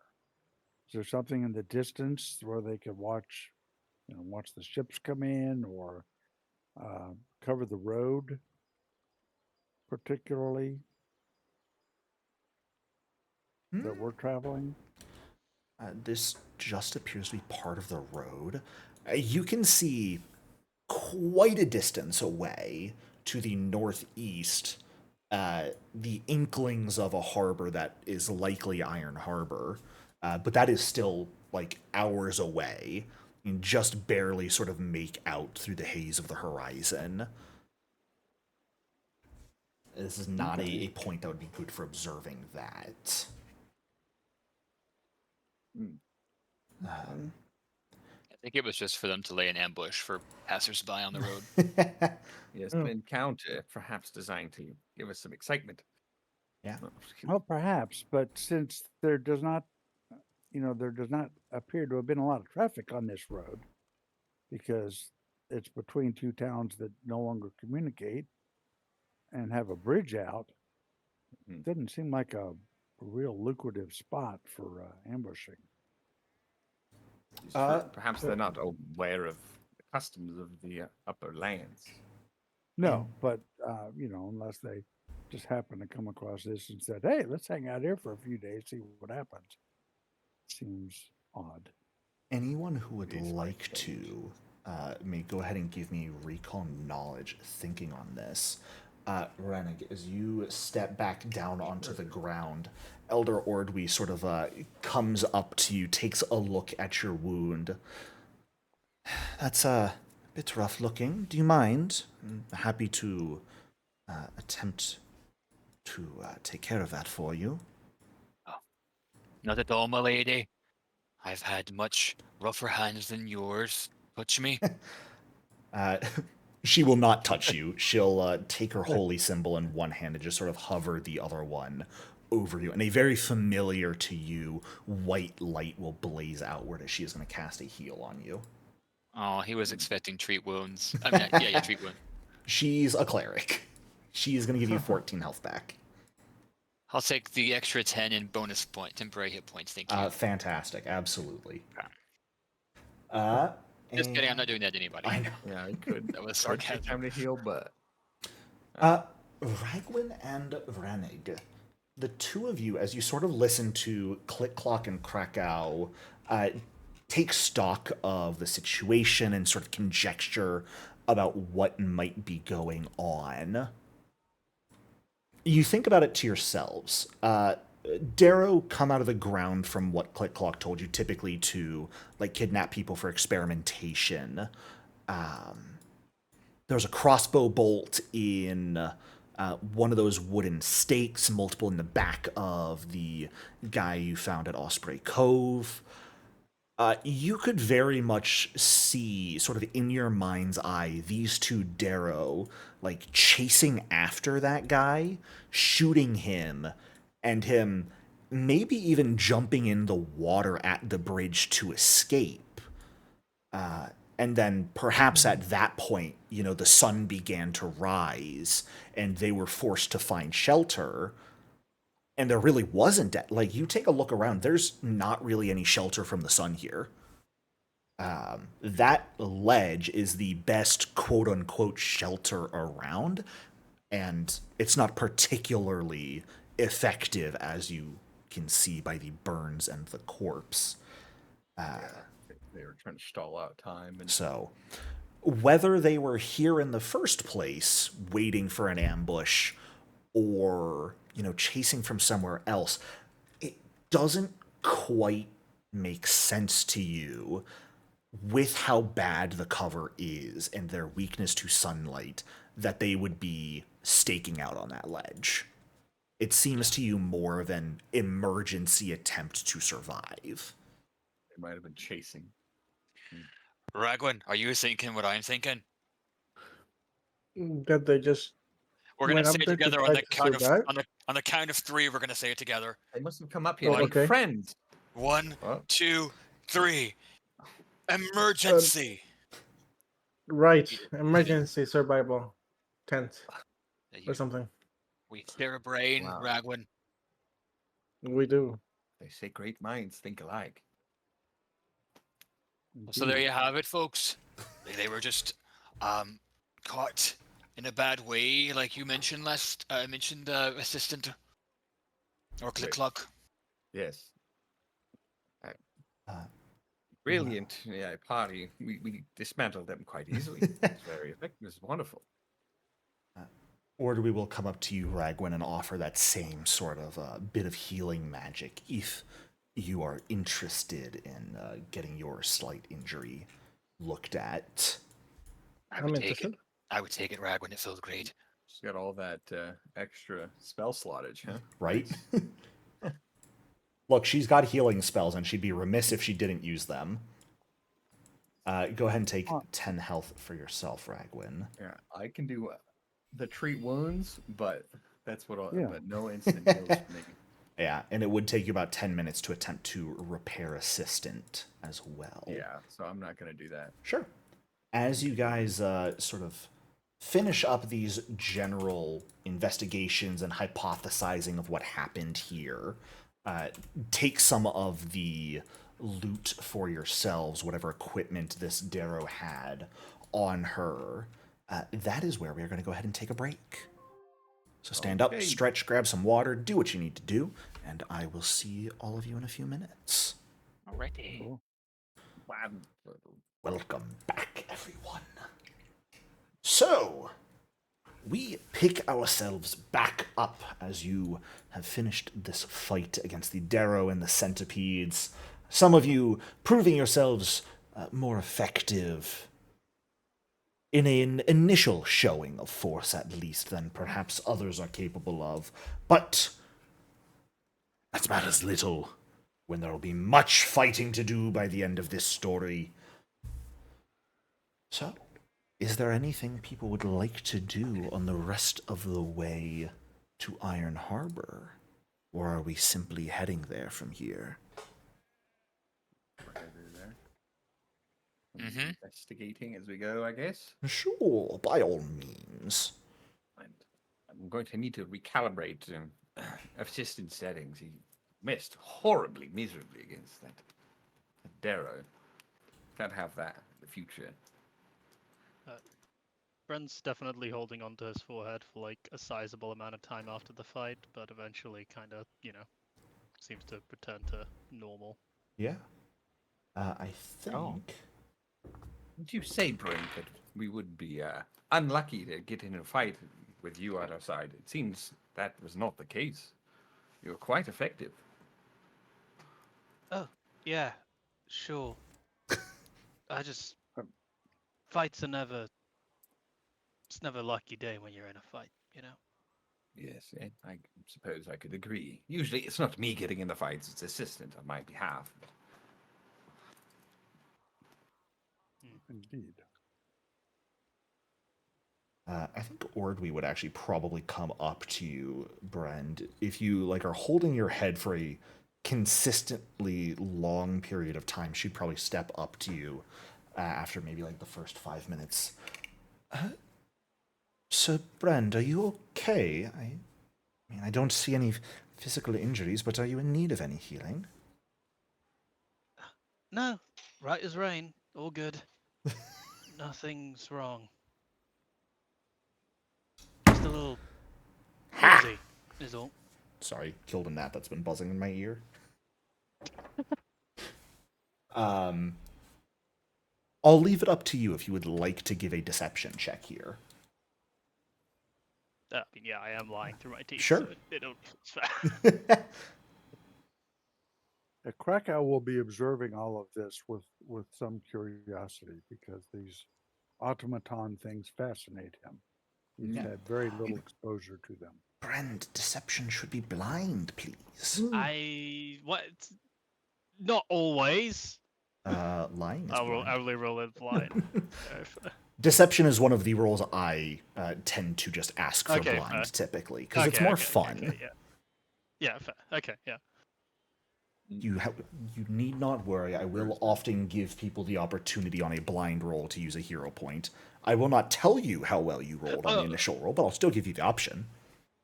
Oh no, that's fine. It's literally just Yeah. I'm used to open rolling it because that's Fair. how I do it in turn usually. So Fair roll- enough. Lie that is roll is- technically a secret roll. yeah, I just don't like secret rolls, so I usually don't do them. Fair. Sometimes forget them. Fair enough. You're gonna have to get used to them, kid. Yeah. Uh, I'm not kidding. I've been playing this game for 5 years. No, just kidding. Interestingly enough, Brenda, as you say, it's nothing, I'm fine, just a bit woozy, Ordwi seems to just accept that at face value. The rest of you, unless you're paying, like, super close attention as well, this seems completely natural and normal to Brend, in a way that he doesn't necessarily seem off-put by it, and thus you yourselves are not off-put nor given any reason to believe that he is speaking a mistruth to you. Great. Yeah, I mean, he got the shackles, so I can leave him. You know what? Fair. Any other... Deception master. You rolled much better blind than you did publicly. Hell yeah. Rewarded. Yeah, exactly. See? I'm nothing if not benevolent. Yeah, fair. Rannick and Click-Clock can confirm I am the most benevolent GM there is. Are there any other conversations people would like to have, notable things people would like to do on the way to Iron Harbor? It's going to be another probably 6 hours or so of travel to get there, so you have quite a bit of time if there are things you guys would like to speak about with one another. Krakow just staring me down right now, or what? No. He's just observing. Is it He's subtle? very curious about the little. Maybe not. Well, he actually he has a lot of diplomacy, a lot of society, so he can be pretty subtle about stuff. But he's also, from the scholarly side of things, very, very interested in what's going on. So that might kind of overwhelm his tact a little bit. But he shouldn't be. He's not like sticking his finger in your ear to see if there's something that's come loose or anything like that.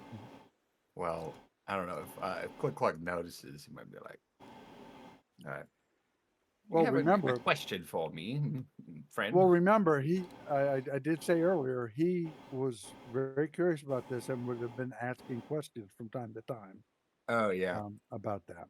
So that wouldn't be something new. This would just be a change in behavior that has him curious. Well, New data. That's it. okay. Well, if you have any more questions, please let me know. Of course. Very much so.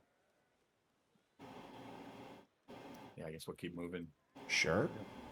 Anything else people want to talk about? Things to do, things to say? I want to convince Click to use this dangerous thing. So, Click, look at this cool healing tools I have. There's crystals and stuff in here. Oh yes, it seems quite curious. I believe I passed my investigation earlier, so I know it's gonna hurt me, right? You know inherently that the toolkits Darrow used to treat wounds are typically a bit dangerous to non-Darrow. So, yeah, you'd be aware that you have a high chance of making yourself a bit uncomfortable by taking these. I I uh, I think I prefer my own tools, Ragwood. I appreciate it. These, I think the Darrow know how to use it properly. It's likely to cause problems for me, even as a clockwork individual. What? Look, they have light. Well, yes, that's very useful. Perhaps we should put them in a on a stick and use them to light the way. But I don't want to be touching that. Right, they are very interesting. That is true. Perhaps maybe we could sell them in the next town. That's just cruel. But Ragwood, I appreciate. I'll take it. Perhaps I'll use it just in case I need to. I really want to be careful to put it in my bag. So Yeah, I'm not, absolutely. Thankfully, from the description, they have a container that they sort of good. stay in normally. So you can have it in that container and you don't have to worry. It's if you wanted to have it like out and at the ready, that's when you pull it out of the container, wear it. It would be shedding some dim light, and you would have a effectively mild poisoning that's making you sickened in that instance. So they are quite safe to handle when left inside the container like this. Well, it might be useful as a backup. Fantastic. I guess I'll take it. Yeah, all of these items are in the party stash, and as a gentle reminder for anyone who doesn't know how to access the best sheet in the game, just hit P on your keyboard and that pulls up the party sheet. You can get a general check of who has what skill training, who has what language, see what exploration action everyone is taking, as well as there's their movement and health. And also there is a party stash inventory, which is where I will typically be dropping any treasure into so that everyone has easy access to it. And you guys are welcome to grab and drag things into your own inventory, put things from your stash into there. It's sort of the general everyman's treasure. If you had a spacious pouch, that is effectively what it would be. But at... All right. Oh, yes, go ahead. I'm sorry. So as we're walking, then Krakow will be doing two things. He's as a new arrival in this continent, relative part of the world that he's a stranger to. He'll be talking with everybody in general, but specifically with this elder that's accompanying us. He'll be asking about this town we're going to, what the elder knows of the history of it, how long ago, the contact was broken, that kind of stuff. And then he will also be examining the strange potion and applying his arcana skills to see if he can figure out what this might be. Sure. That would be something that you guys would definitely have to like stop for a little bit so you could do. It's hard to do identifications like that on the move. Okay. Talking with I the won't elder, close she's down very much going to give you sort of the same general breakdown of the history that she gave you earlier in the day. Realistically, the only tidbit about Iron Harbor that Elder Ordwi knows is that they were originally founded by Dantonius, Sartwi's brother, who founded Iron Harbor with the goal of raising a navy to strike back against Riddleport and its crime lords. That was many, many, many decades ago, though, and they were all mostly originally Gorham worshippers, but in the intervening years, there has been zero contact between the two villages. It's probably been around 15 years since anyone really made the travel between the two villages. That wasn't like a traveler, that someone who actually lived there went to the other village for any reason. So she really doesn't have much knowledge about Iron Harbor. Okay. And I don't want to slow anything else out.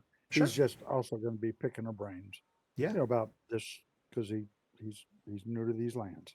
She will yeah. happily answer what she can. Yeah. At the very So just everybody, he'll be chatty in a scholarly way. So that's it. Yeah. Guess Brent would approach Ranog and kind of ask, "So was there just the one on the ridge, or were there more?" No. Am I on mute? I'm not. No. Just the one. Huh. Alive. There was a dead one. Fair enough. It did Very burnt that one. Ragwin, this is an A-B conversation. See your way out. No, I'm just kidding. Yeah, there was a dead one, a burnt one. Ragwin, you stay over there, right? Damn. All right. You can hang out I with sit me down. and assistant. Yeah, there was. He'll tell him about the dead one too. The burnt one. Fair enough. Suppose. Well, because the odds were in our favor, no surprise we won. Right. I was surprised to see you so worked up. Oh, I wasn't worked up really. Just, well, we had to get rid of him, I suppose.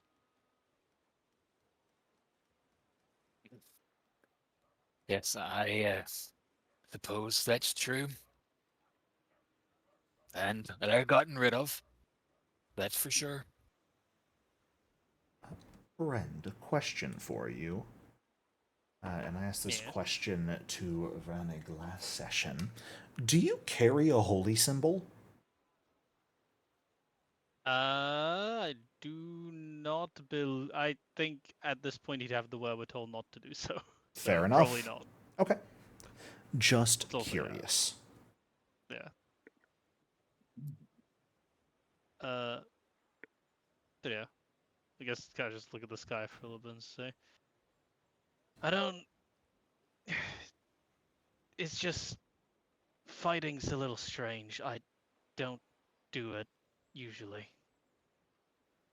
Right. Well, take this from a man whose job was to fight.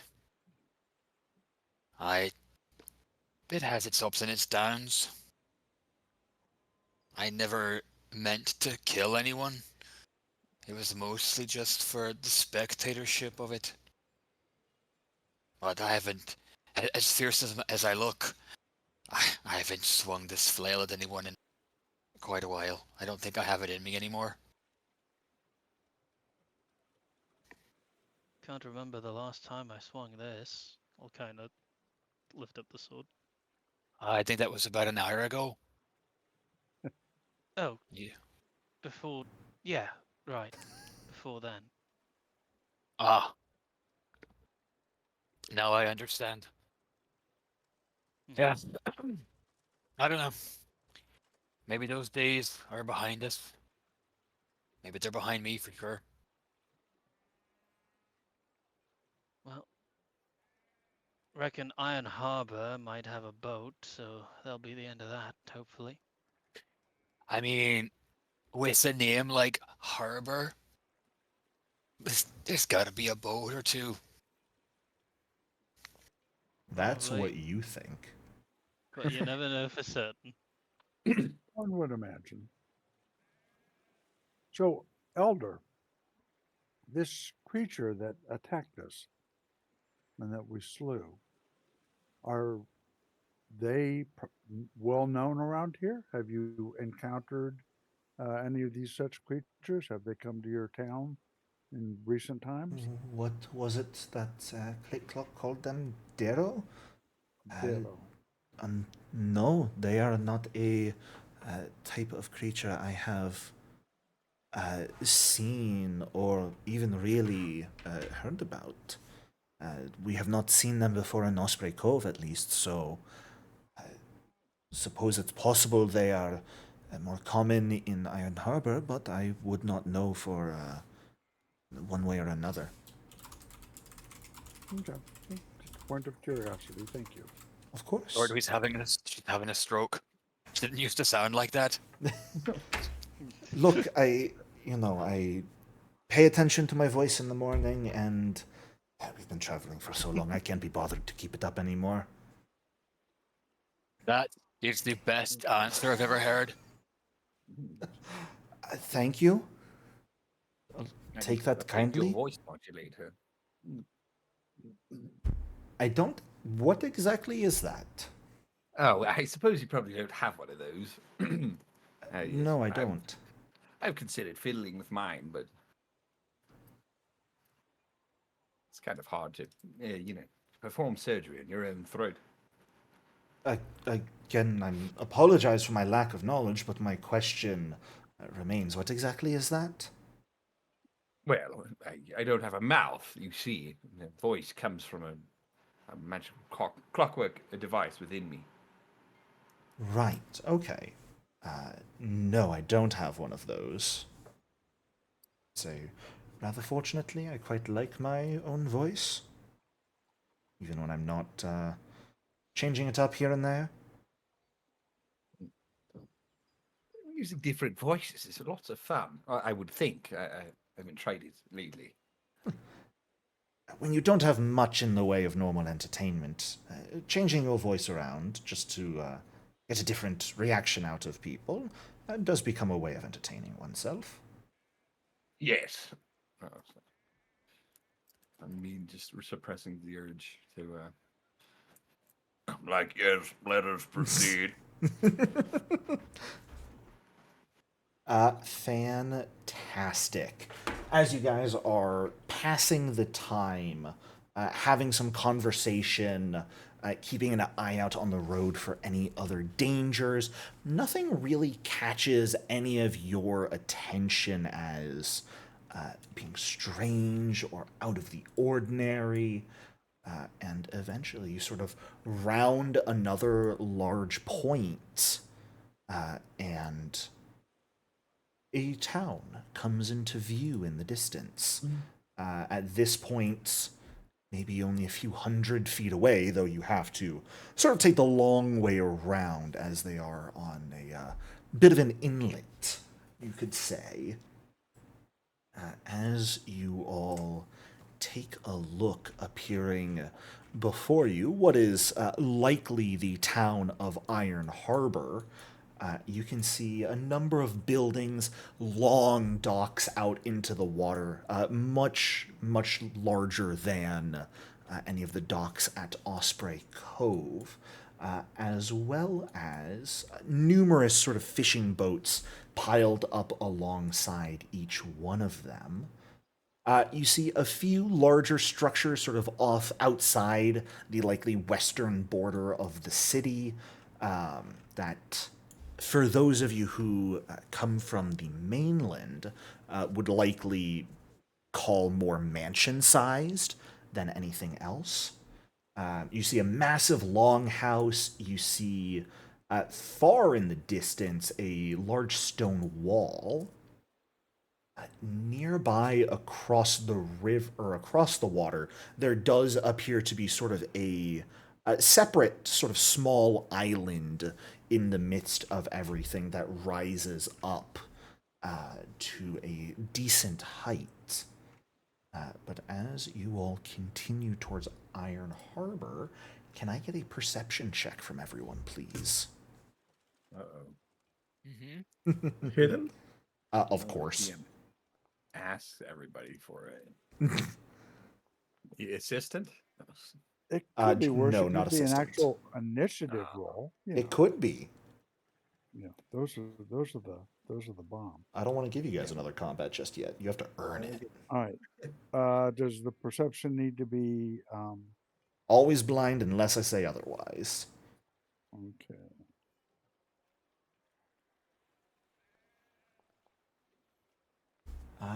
Fantastic. Click-Clock, Rannig, and Brend. One big thing you guys notice is that aside from what look to be mostly fishing boats along the docks, there is one large boat. Maybe based off of an estimate at the distance you guys are at, approaching 100 feet in length. But strange. It is painted green and yellow. It appears to be a trireme of some sort. And flying a flag that is sort of flapping in the light breeze that Click-Clock you would immediately recognize because you were just recently at this city. Sin Edasaril, the capital city of Runelord Bellamarius, that you are seeking out the ruins of effectively its original location. There's a trireme flying that city's flag, currently docked at Iron Harbor. Interesting. Which I would say... Oh, go ahead. What is interesting, assistant? Well, I guess I haven't been called assistant sometimes. It's quite confusing. You assume you're talking to me. You're telling me. Yes, well, I was at the Sina Desiril, and this is a boat from the modern city. I wonder what they're doing here. What kind of people from the city would be here? Maybe they'll answer my question, and I'll be able to find the ruins yet. This is exciting. It's almost as though fate is guiding us where we need to be. That's the spirit. As you call out Click-Clock that it is a ship from Sinidasaril, Elder Ordwi notably pauses with a look of concern etched on her face. That's... Do we notice this? Oh yeah, she's not hiding at all. She just stops in her tracks for a moment, looks frown on her face, and it turns into a look of thoughtfulness pretty quickly, but definitely anyone paying attention would have caught that it was certainly concern at first. Elder, does this cause you concern? Is there something that we should be concerned about ourselves here? Well, I don't think it's anything any of you need to be concerned with, perhaps. And as you said, Sir Clock, that perhaps they can answer the questions you've been seeking answers to, but Sinidasaril hasn't had any real contact with Osprey Cove since they reappeared, took power, so I was of the mind that Iron Harbor didn't have any additional affiliation with them either. So that is where my concern, I suppose, comes from. And what would cause you concern with this relationship with these other folks from... Because they're not welcome here. Sorry, that's... Oh. I could put that nicer. Well, They this is are... understandable. Not everyone gets along, but what would be the problem? Sinidasaril's arrival...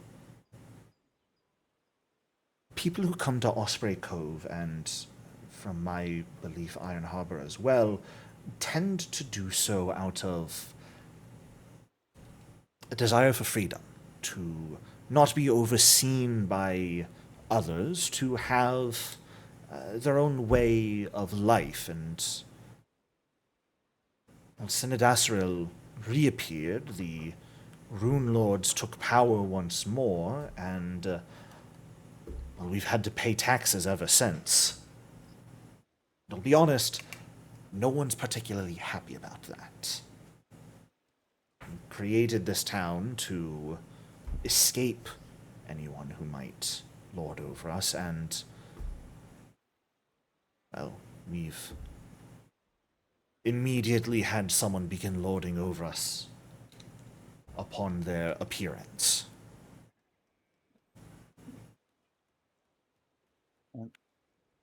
Is this an ongoing thing? They have representatives? Or do you have to deliver Well, your taxes? Are they still going on? That's the strange... Of course it's still going on. They're not going to let us stop paying taxes.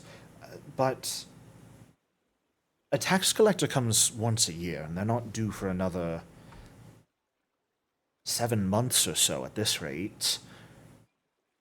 But when the tax collector arrives, they never even stay the night. They show up, take what is owed, and leave immediately. So I had assumed it would be the same over here.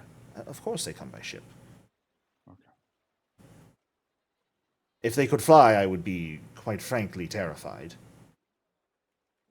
Well, there are forces. And We are Island, is it not? we are quite far from the mainland, so yes. I suppose they could dock elsewhere and then take horses, but it doesn't really make sense to do so when we have our own harbor that they can come into. Mm-hmm. But it's probably nothing.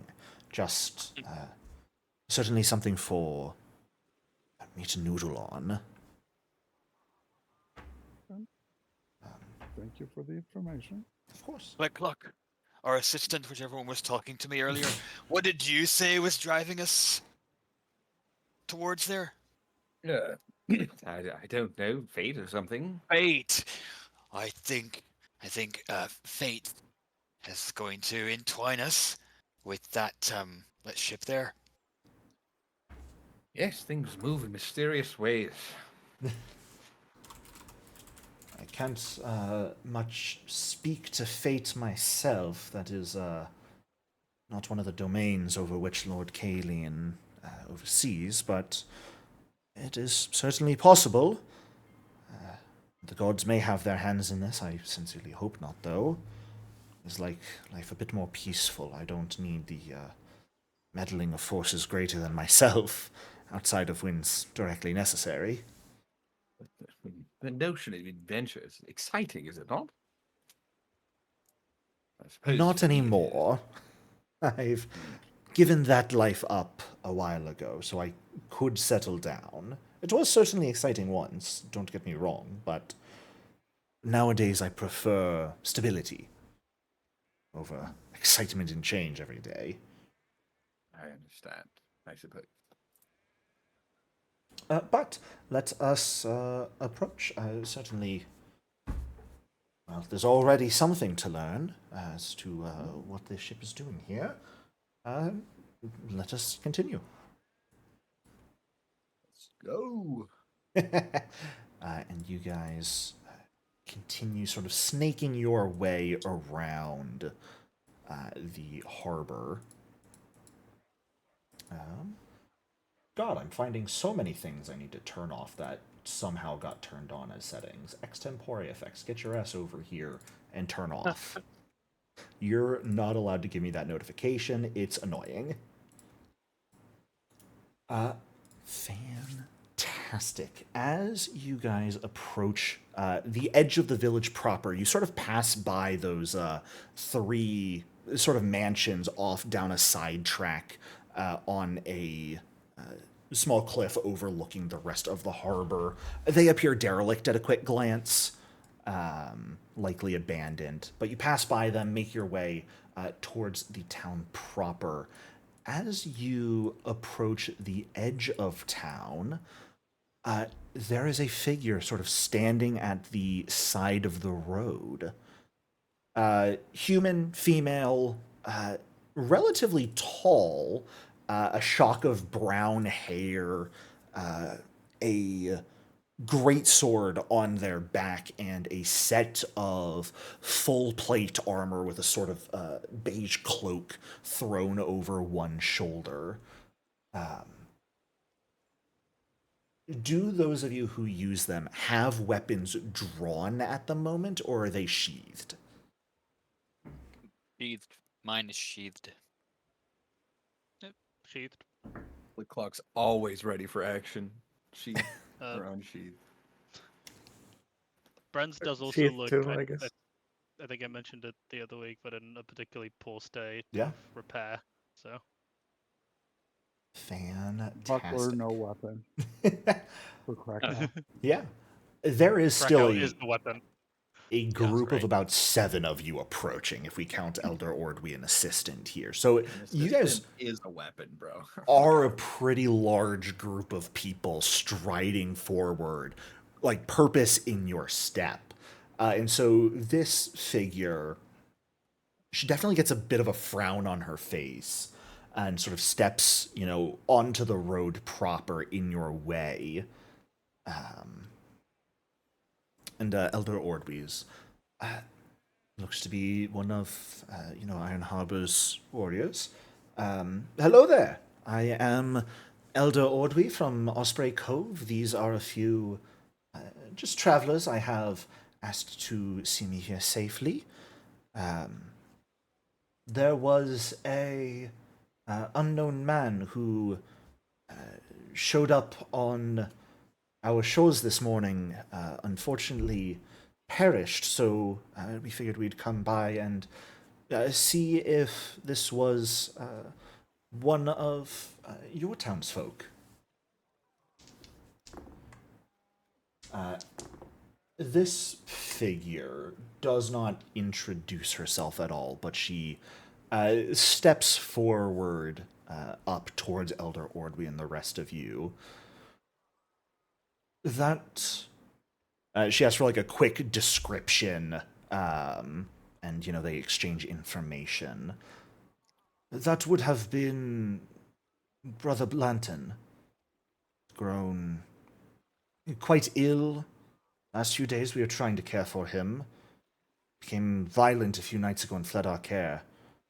I've been looking for him, but I had no idea he'd made it all the way to Osprey Cove. What were the natures of his injuries? Well, he was like sick, rust on not flesh. injured. Ah, Was he injured when you Well- found him? he appears to have been ambushed by a pair of Darrow on the road. He made it to the town, but perished there on the beach. When you say Darrow, she gets a look on her face like she has no idea what you're talking about. Vicious, nasty little underground dwelling, dark favoring creature. Not too terribly unlike a goblin. Right. Does that sound familiar? Does anything like that happen here? Any aggressors? No, not in the slightest. 'Cause everything's fine here, it seems. Yes. They are known to come out from beneath the ground and kidnap and snatch individuals for whatever things that they do. Experimentation of some sort. It may have just been unfortunate for him that they happened to be on the road at that time. But we dispatched the one that was still living. But you might want to push occasional patrols out that way to make sure they have not chosen this area to try to establish a foothold. She actually gets a defensive look on her face as you say that. I'll take it under advisement, but I would ensure you understand that you are in no place to tell us how we manage our patrols. Our town is safe. We have not had anyone go missing. So what creatures stalk the hinterlands are of no concern to us. It's not like anyone's would know going to better. your tiny backwater You of a would know town. Indeed. You would know best how to take care of those in your charge. Elder I only made an observation. Ordwi, was it? Well, I will need you to come with me to Stonehome. Lord Ragnolf would wish to speak to one of the leaders of Osprey Cove about Brother Blanton. Much to discuss. We can accommodate you alone at Stonehome for the night. Unfortunately, the rest of you will have to find lodgings elsewhere in town. This is a good spot for us. Anything cheap? Can I Yeah. sense motive on this conversation? Go for it. Give me a sense motive check. Rah.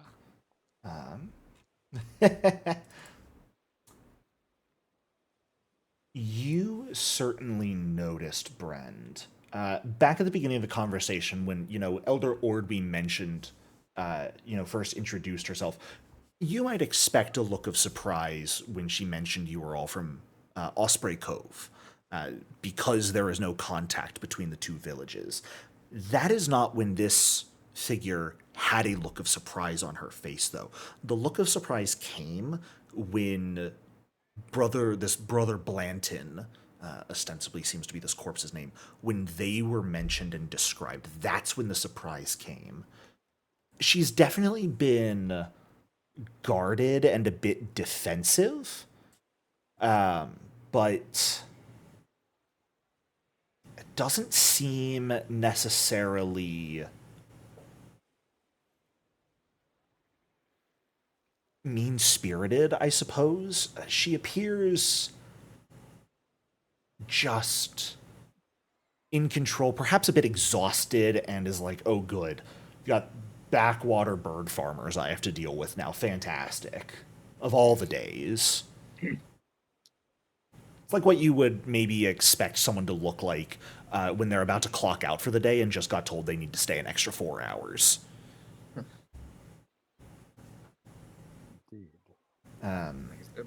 Is this disease? Has anyone else been afflicted with it in Iron Harbor? Do you want to know about a potential disease, or do you want to know about a place to stay for the night? Oh, just maybe somebody else could tell us about such things. If you're tired. I'm certain they could tell you all the same. There's been no symptoms of anything going wrong in town. But if you're looking for a place to stay, I suppose LC's might have some floor space for you. We don't really have any sort of inn or tavern here in town, so you'll just have to hope someone is kind enough to open up their floor space for you. I see. Well, don't get a lot of travelers, do you? Not one to stay for a night, no. What about those from Sina Desiril? She sort of raises an eyebrow as she looks at you. They like to stay aboard their ship. I've heard them calling us backwater on more than one occasion. It's a fun insult. Yes, well, I visited the city myself, and they wouldn't give me the time of day. Maybe that says something about you. Think on it, would you? Like what? Think on it. You'll figure it out. Because I'm a robot? I'm a automaton? Yes, I understand. It is quite unsettling. But I assure you, I'm just like anyone else. When's the- Albeit mechanical. When did the ship arrive? A few days ago. It's a merchant vessel. Done a bit of trading here and there. If you're really curious, talk to Elsie. She's the, suppose you could call it, general goods store here, so She would be the one they've done the most trading with. But, Miss Ordwi, if you would, I would see you to Stonehome before it gets too dark. And she'll sort of nod for a moment. One moment, if you may. I would appreciate a moment to confer with those who have guarded me so well and pay them for their services up until now. Fine. And she'll sort of like take a few steps away and look at you all.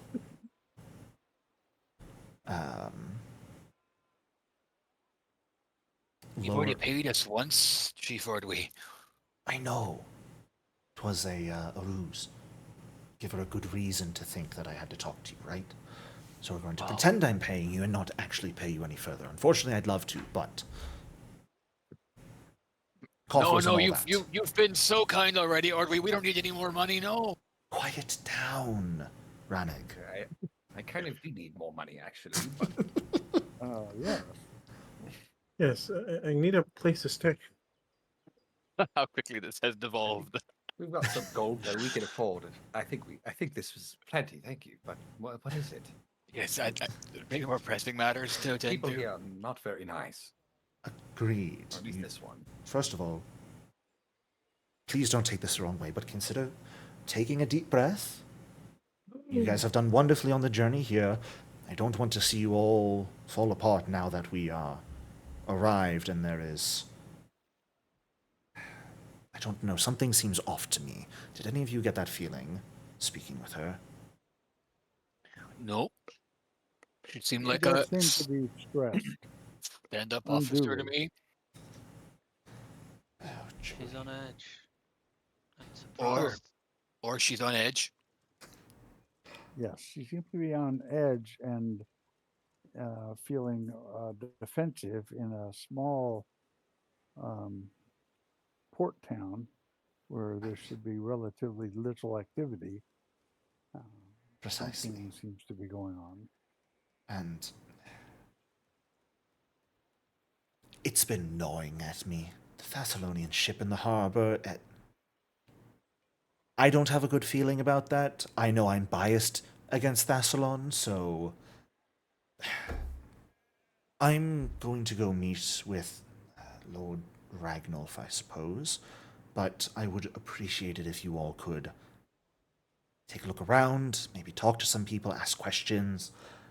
Do find somewhere to stay the night, dry. I don't... She sort of looks up at the sky, which is rapidly fading as the sun sets. I don't think it'll storm, but I would still feel bad if you all didn't have a place with a roof over your heads for the night. So please, find a place for that, and I know I already paid you, but any expenses for that, keep track of them, and I will certainly ensure you get paid for those when we return to Osprey Cove. Assuming, of course, that you all wish to return to Osprey Cove after this. I know some of you were looking to leave our isle, and of course would not want to keep you here. I think there's some information I can find here. We'll see what fate has for us. You're talking about fate Owl again. knows about. I will ask questions and see what I can glean from the I locals. There does seem appreciate to be something amiss. I don't know how long this conversation should take, what their availability is, of course, but I assume I'm staying there the night. Don't know how long tomorrow will take, so let's plan to meet up, not tomorrow, but the following morning, and connect from there. All right. Very well. Of course. Farewell. Thank you, truly. And she'll, like, go back to normal voice, step up again. I'm sorry, I forgot to get your name. You may call me Vanda. And similar to Brother Blanton, Any of you who are paying attention can see that sort of at the collarbone of Vanda's breastplate, it looks like it has sort of been hammered. Something that was embossed in may have been hammered flat. And there is a new holy symbol, perhaps, that has been embossed in the breastplate slightly below that point. A holy symbol of Jartavan. Good old blade soul, so Is that the same as the last one we saw? that is the same as the last one, yes. Yeah. So it looks like there's been kind of a forceful conversion, maybe, Yeah. been going on. Well, it was from, what was it, Gorham? Yeah. Aye. He fell apart or whatever. And they had to convert to a different god. I think Oh. it must be Zertavan. My tribe was all about Gorham. Did you go through something similar? I haven't been back to my tribe in decades. Mm. I can tell Yes, you said you were. Where are you from? Was it Absalom? Well, that's where I've spent most of my growing up years. But I'm a Kelid through and through. From Sarkoris, or what used to be Sarkoris. Now it's just the world wound, or the scar, as they call it. Dreadful place, I hear. You need to visit there. It's a lot better than people think. I don't have that much. I don't know much about it, but yeah, I browsed Well, the library. You had to. There are still Sandpoint. demons everywhere. In fact, he's got a you probably noticed this before. He has a skull attached to like his belt. This is the skull of a Nabasu. Killed it as my rite of passage. What's that? Well, the demon. Dreadful. They're still all over the Sarkoris scar. As you Even guys though are the having world this wound- conversation, Elder Ordwi and Vonda have started walking off. Oh yeah, I assumed they were gone. We don't need them. Bye. Elder Ordwi tried to say bye, but you're sort of engrossed, Rennig, so she just sort of waved and walked away. Oh, wave and Vanda's- give her a little bow. She was our employer. Pay attention when I'm talking. All right, I'm just kidding. Oh, you're talking. I I'm thought you lord were dumping. How dare you? mumbling. Let's go find this Elsie, shall we? Yeah. Yes, we're all outsiders here. Let's stick together. Absolutely. And so I think this is probably a perfect time to bring you all to a new map. What fun! Yay! Dum-da-dum. No, it's just even smaller than Osprey Cove. Yeah, but they got big buildings. Oh, they got this big place. They got a big building, yeah. And I mean, to those of you who have been in other civilizations, you would probably immediately recognize that this massive building is like a shipyard and dry dock. However, you guys could not see it from a distance. What does appear to be a massive stone, multi-floored building behind that stone wall to the northeast, recessed within sort of the heavy ridges of the nearby, appears quite defensible. That is very likely the Stonehome that Vanda mentioned, as that is the direction she and Elder Ordwi are walking. And Vanda, I suppose I can show some art for you guys. Looks a bit something like this. Ignore the Gorham symbol in the breastplate. It's not that anymore.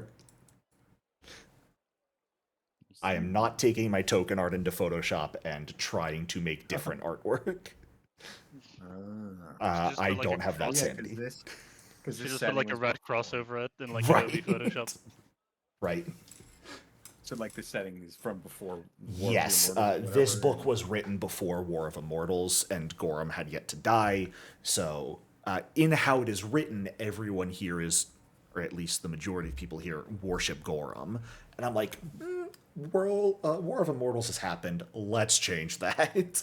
Yeah. And I have actually tied that into the story. It is not simply a setting change. That is going to be something of mild importance. Speaking of which, Brend, Can you give me a religion check, please? Me? Yes. Public? Yep. Secret? Public. Okay. I know fucking nothing about religion. You know what? Here, Fantastic. why not? Oh, well, all right Man. then. 50. I wanna know. It's better. slightly better. Fantastic. Unfortunately, that is still a failure. So you do not sense anything. But you guys are welcome to head into Iron Harbor as a whole. These would be those 3 sort of ruined mansions that you guys noticed passing by, and this is certainly the city proper.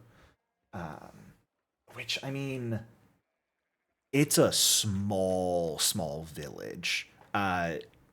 Even smaller than Osprey Cove. If Osprey Cove had a population of about 120 on average, Iron Harbor's population is only around 80. It's very small.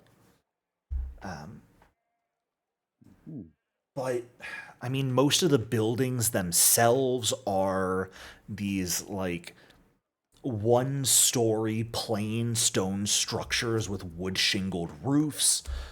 There does appear to be a mixture of like simple homes, workshops, general stores, 1 or 2 like smoking houses for fish. There is specifically, as you enter, a building with a notable large red roof.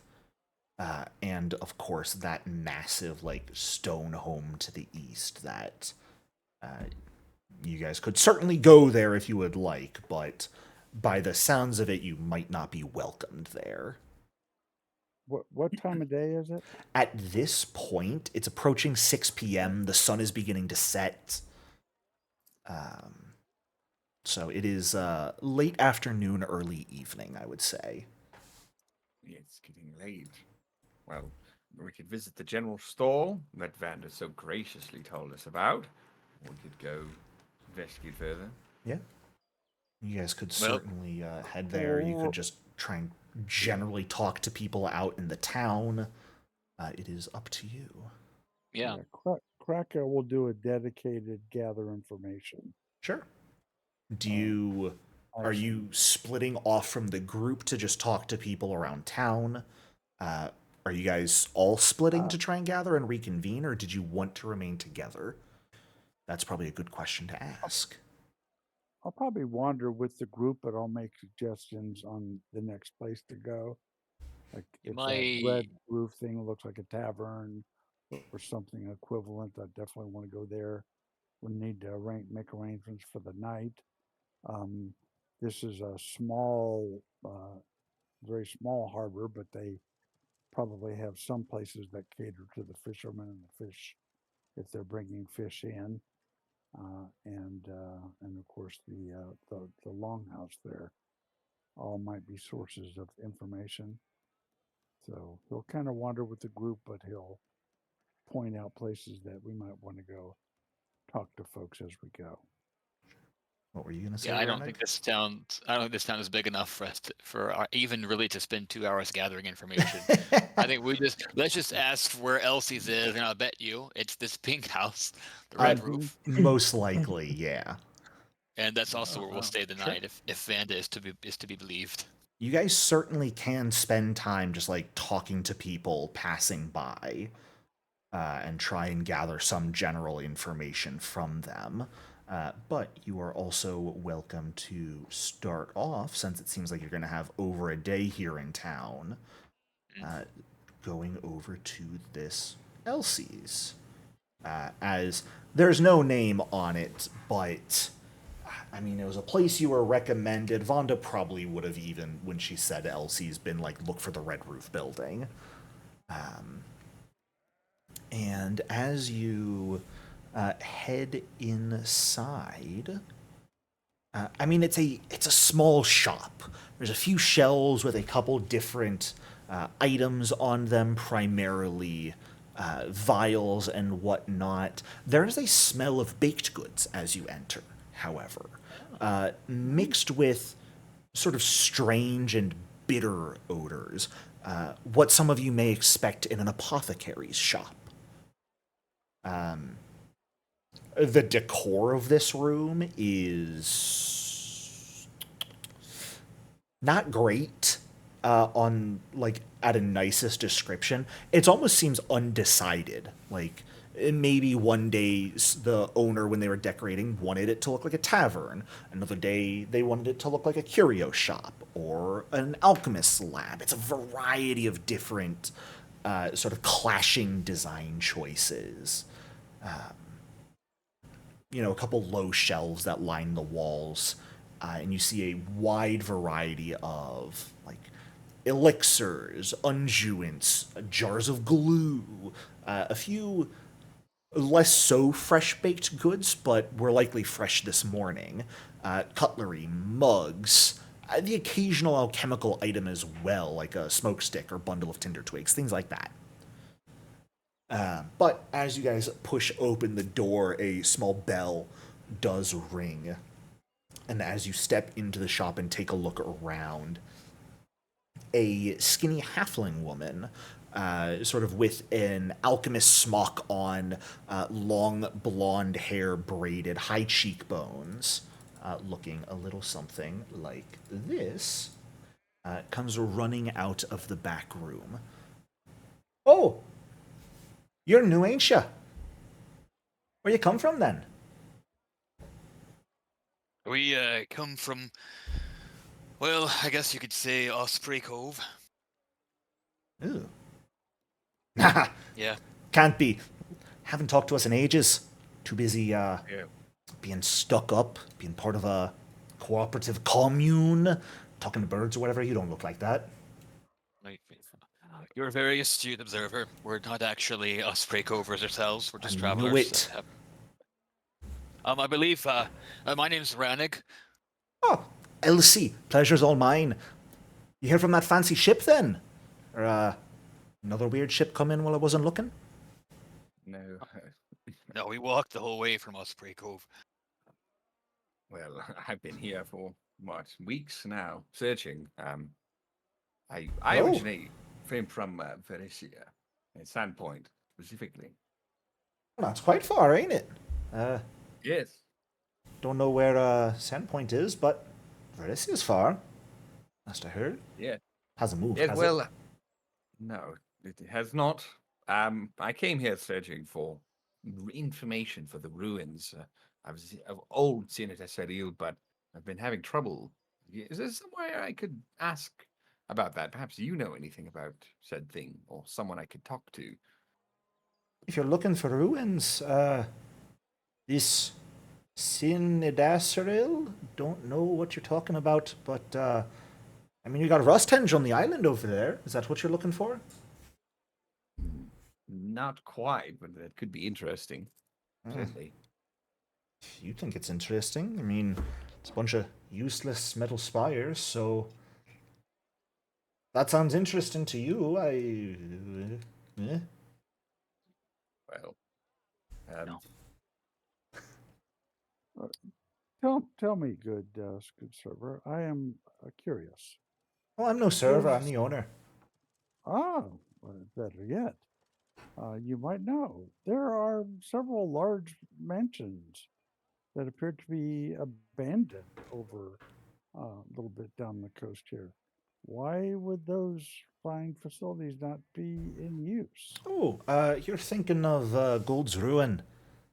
It's, in couple of families some years back came up from Verisia, wanting to start some sort of, I don't know, commercial business up here and built those mansions for them. Money dried up, something went wrong back home as far as I heard, and decided it wasn't worth their time to continue the building effort, so they just sort of left them abandoned and went back home. Huh, I'm surprised they would not have been put to use by the town. Word is, and I don't take too much stock in it, only a little bit here and there, but the general consensus is that those ruins are haunted, so no one really goes over there. But, I see. I mean, Let's see. there's someone who lives there, I suppose. Could call him a friend, but a man by the name of Daryl, Daryl Finnick, I think, has made his home over there after a while. It's a strange one. Not actually a citizen of the village, but he came up with the Thessalonians and or Varisians, I don't know. Two fucking places. I don't know what the borders are like these days. And he's been sticking there ever since. Oh, interesting. Perhaps he might have seen there was an individual that apparently was struck down with a disease in town recently and um, left to head in our direction, which is what was bringing us here.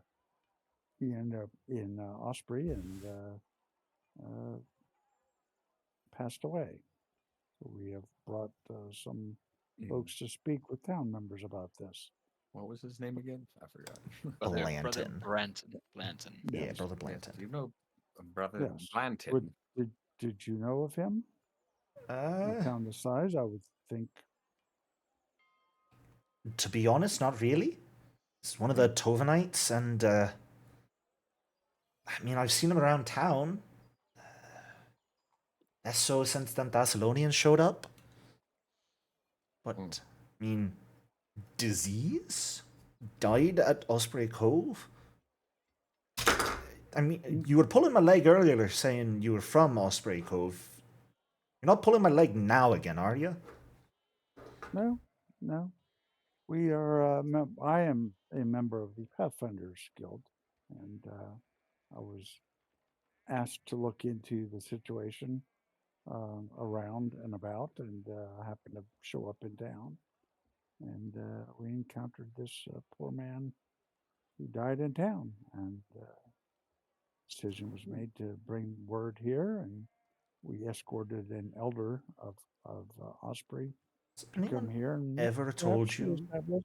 the casualness of which you speak of death is off-putting? It's the circle of life.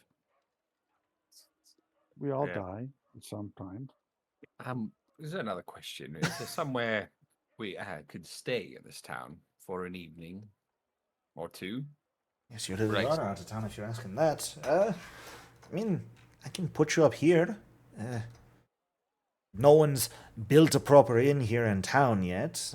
In the meantime, though, in the meantime, get it? Very funny. Uh, Quite clever. I can help you out. I mean, got some tables over there. I can cook up a meal for you. And give you some floor space here for, let's say there's 1, 2, 3, 4, 5, 6. 6 of you. 5 silver pieces a night for the meal and the floor space.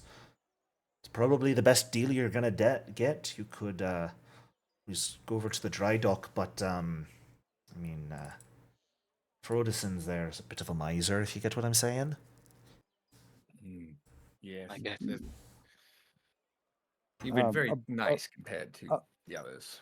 Yeah. Try. Above game, Jericho. I assume bartering is pretty common. It is sort of implied that when a price is given, the bartering has already been done to reach that point. Okay. Right. Just to keep the game pace going. Again, it's one of those little things that just to ensure we don't get super bogged down. As much as I love a good shopping episode sometimes. Yeah. Just didn't want to miss out on. All good. Yeah. Sometimes I'll let you guys know if it might be a good time to do an actual little bit of bartering and roleplay, but generally, the price given is going to be assumed that's either like set price or after you guys do a little bit of haggling for it. Right. Well, looking around, does she have what? Does it look like she's likely to have a healer's toolkit for purchase here, among what little goods she has? She probably has one for sale here, yeah. Okay, I I want will to use the mysterious Citilish. No, not for. Certainly wouldn't mind experimenting with it, but yeah, in a combat environment, such things would probably be ill-advised. Did you say you have Cytilish something or other? Yes, we've discovered it's a unique toolkit used by underground dwelling creatures called Dera. Quite You know about them? I've heard of Cytilish before. I am a bit of an alchemist myself, so I've done a bit of research here and there. And if you've got no use for it yourself, I'd be happy to take it off your hands for a price at least. yes, that would be wonderful. Yes. Certainly. So she will. You have 2 of those. Oh, even better. Be willing to part with. Certainly. I do run some general goods here. Sell a lot of alchemical stuff. Glues for shipmaking. If any of you need those. Some dyes. I've got a healthy stock of medicine if you need any of that. And better in the morning, but baked goods as well. So I'll get some food whipped up for you and take a look around. If there's anything you're looking to buy, I'd be happy to ring you up. And of course, we do purchase things as well here. So if you're looking to sell anything gained from your travels, like those Cytilish items, I'd be happy to take them off your hand. So that'd be One excellent. question. Of course. Do you know how to identify potions by any chance? Are they alchemical or in nature or magical? I don't know. I don't know about potions. I put the one we found. Yeah, the potion Yeah, you guys when we picked up is found 'em- magical.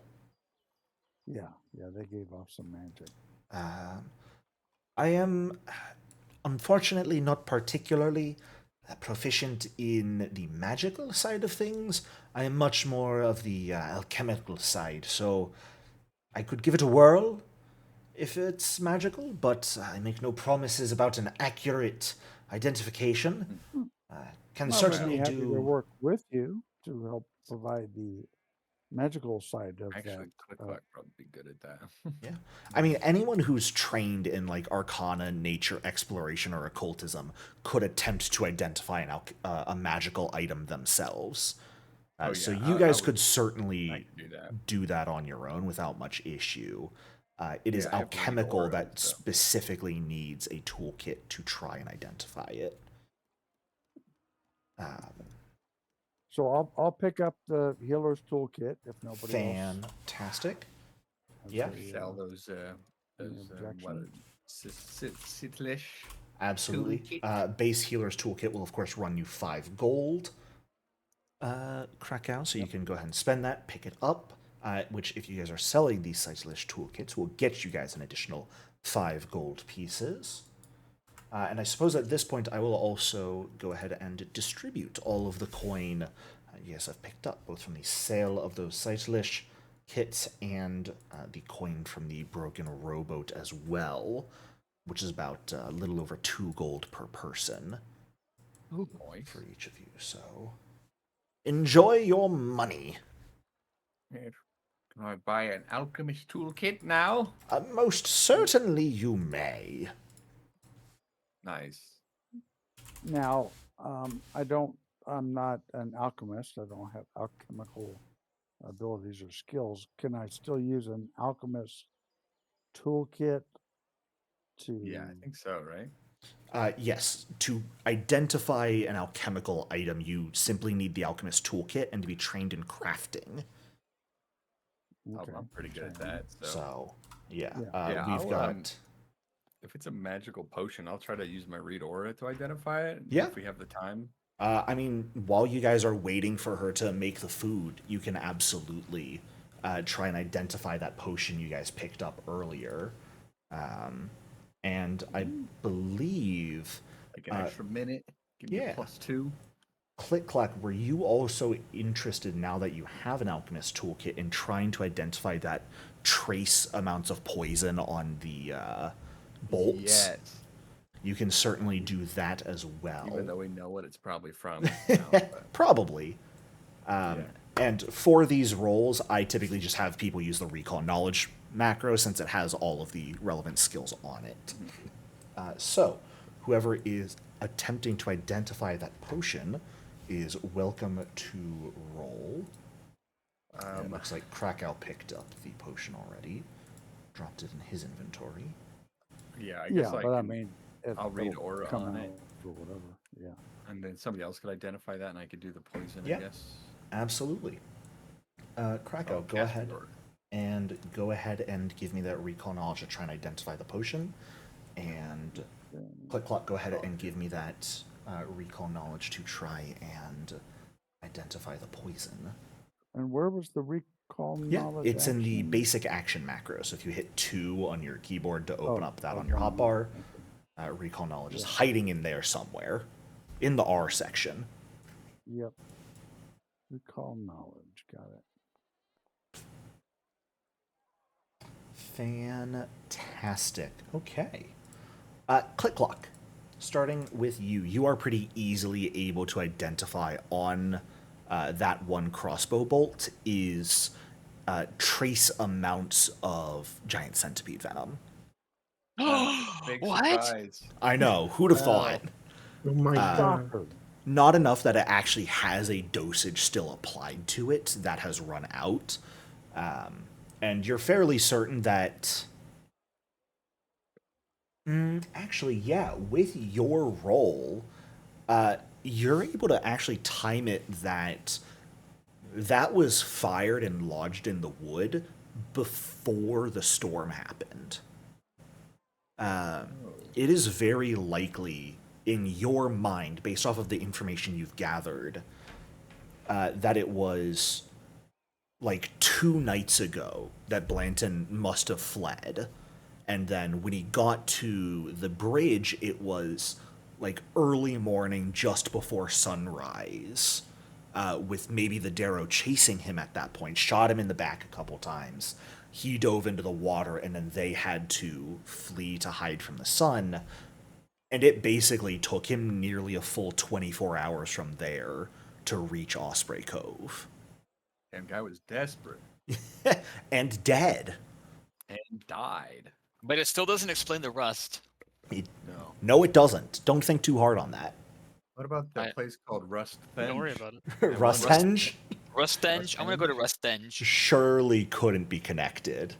Yeah, That's Absolutely Rust not. My henge. yeah, you're Jan. This is it's a red herring. We don't need to go there. Let's not go It's there. a rusty red herring. Yep. Yeah. Did we You get know what? the, I reckon LC's to be BG actually. Yeah, probably. Krakow, as you attempt to identify the potion, even with Click Clock's magic to help you, you are unfortunately, at this point in time, unable to determine its effects. You're taking a look over it, and it's certainly meant to be protective in some way, you're able to confirm. The one who consumes it should be protected from something. You just don't know exactly what. So you can certainly try again tomorrow. You can also hand it off to anyone else if other people would like to try and identify it. But as of right now, you yourself are uncertain as to what effect it holds. We do a taste test. You can always drink it. Would it use the whole thing? I mean, if you're just attempting to taste it, unfortunately, none of you have the super taster feat yet. So I would not apply any bonuses to your roll for attempting to do a little lick right now. Well, Well, that's the I only guess- way Rannick will ever be able to Well, we identify got the a whole potion. night. We could try. Somebody else could try, Yeah. I guess, or Uh, whatever. anyone else who is trained in one of the magical skills could certainly try and identify it if they would like to. Do we still get the +2? Or You do, is- yeah. Now that I know you've got a read aura, I can effectively just know that you guys are always going to have a +2 to identify Yes. magic Great items. Clock. He has a strange affinity to magical items, being one himself. I wonder why. Well, I'll do it then Sure. too. If we got the time, I assume. Why not? Yeah. Click Clock only needs to sleep for 2 hours, so Fantastic. building on what Krakow realized earlier, knowing it is meant to be protective in some manner, with an additional casting of Read Aura and a bit of studying yourself, right about the same moment that Elsie comes back out with a number of what look to be pies of some sort, you have a eureka moment, I might say, Eureka! and I are able figured it out. to confirm this is a potion of water breathing. Oh, It protects you from drowning. wow. Well, this would be useful if you have to go breathe in water. But Elsie brings out a series of definitely pretty good tasting, though a bit cold, grouse pies, and leaves them for you all to consume, as well as collecting payments for the meal and the space on the floor to sleep tonight. So that is going to be 5 silver from each of you. Though you do know you Alright. can bill Osprey Cove if you guys head back there after this for that. So, What clock's not going to do that? well, it was offered. Depends on how broke he is when he goes back there. Fair. Is there Alright, rule 5. anything else people would like to do, either as you're waiting for the meal, during it, or just after, before we head to sleep and end the session for the night? Oh, I guess repair. Oh, yeah, Consistent. certainly. I won't say a roll is required since you have the rest of the night to do so. You can just pop them back up to full. Woo! Rannig wants to casually ever so casually, know what Elsie meant by those Tovanites running around. As if she's not familiar with them, or if they're. I mean- she said it as if. They walk around town all dressed up in full armor. Not everyone worships a deity here. Those who do, things have been strange the last year, ever since,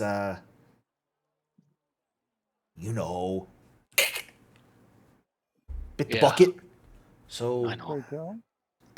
there's been a bit of a schism religiously here in town, and it's made things a bit tense, I suppose. Yeah. So everything just feels sort of weird. Nothing bad against either side of things, but just it's hard to keep track of who worships who and who's who these days. Half of people walk around with helmets on, can't really see what who they are and who they worship necessarily. I feel like I'm seeing armor with hammered out holy symbols every other day. Right. But you mentioned a schism. Who is on the other side? If the Tovanites are on one side. It's a small faction of people. Some folks who claim that, the death of the Lord of Irons, a herald of the destruction of the world, and have taken to worshiping one of them riders from Abaddon, I think they are. I think the Rider of War is who they worship. Oh. It's an unusual choice. It's Yeah. Sounds spooky. certainly a weird one. The writer. Sorry, above game. That's a demon Yeah. lord, right? Not Okay. quite. Okay. Demons are from the abyss. Abaddon is effectively the neutral evil plane of existence. It is where daemons are from, and the 4 horsemen of the apocalypse, the 4 riders, are effectively the leading authorities for the most part Okay. in that realm. All right. So the Rennig is a- Rider of War is one of them. He's not as disturbed as I thought he was going to be about that. Then. I suppose you could count yourself lucky they decided to go with the safer option. I mean, Still an interesting choice. wouldn't necessarily call it the safer option when the other option is a deity who seems to just talk about putting your best foot forward. Yeah, I mean, Abaddon is a plane of Oh, demons. It's it in- consumes souls and shit. It's To clarify, I was referring to this settlement here. As far as we know, there's no worshippers of Rider of War here. No, there are. Oh, there are. Sorry, I That's what the completely missed schism that. is. I Yeah. completely missed that conversation. She was then, basically saying there's sort of a split here in Iron Harbor. Once Oh, I Gorham thought that was fell, elsewhere. Okay, no, sorry. Yeah, no. my Once mistake. Gorham I fell, misunderstood. most people worship Jartavan, but apparently a few split to Zuriel instead. And there's been sort of I don't want to say Cold War, because she doesn't seem to be implying that, but tension between the two. And seemingly people almost changing their worship near daily based off of her description. There a figurehead for either side then, I suppose? Someone who stays the course no matter what? And last I heard, Lord Ranulf was big supporter of Jartavan, which was why they were the leading religion. But I mean, it's been a while since the Thessalonians came. He hasn't left Stonehome, so I wouldn't know where his allegiances lie these days. Oh, yeah.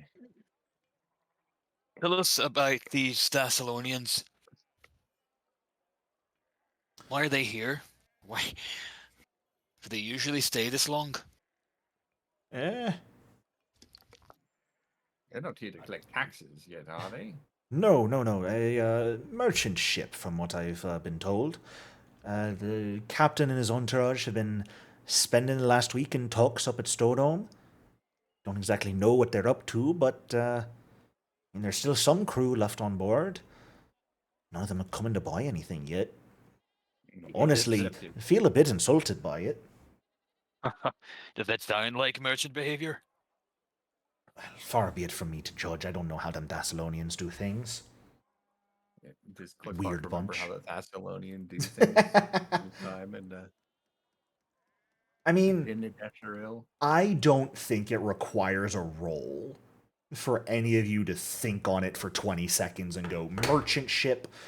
None of them have gone to what we've been told is like the general store here in town.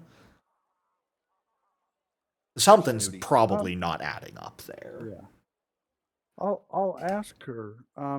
Typically, if a ship's been out to sea for some time, yes, they'll want to come ashore and the crew will want to do their thing. But the ship typically also needs supplies: food, water, repairs, lumber, and the like. Has any of that happened? They haven't come here for it. I mean, maybe Brodesson over at the dry dock might know something, but they haven't come here for anything. Wow, Okay. well, I'll make a mental note to go talk to that guy. Yeah. yeah, we'll do that. Okay, most curious. Strange things happening around lately. Would you agree? I mean, strange people, for one, but times are tough. Times are as they are.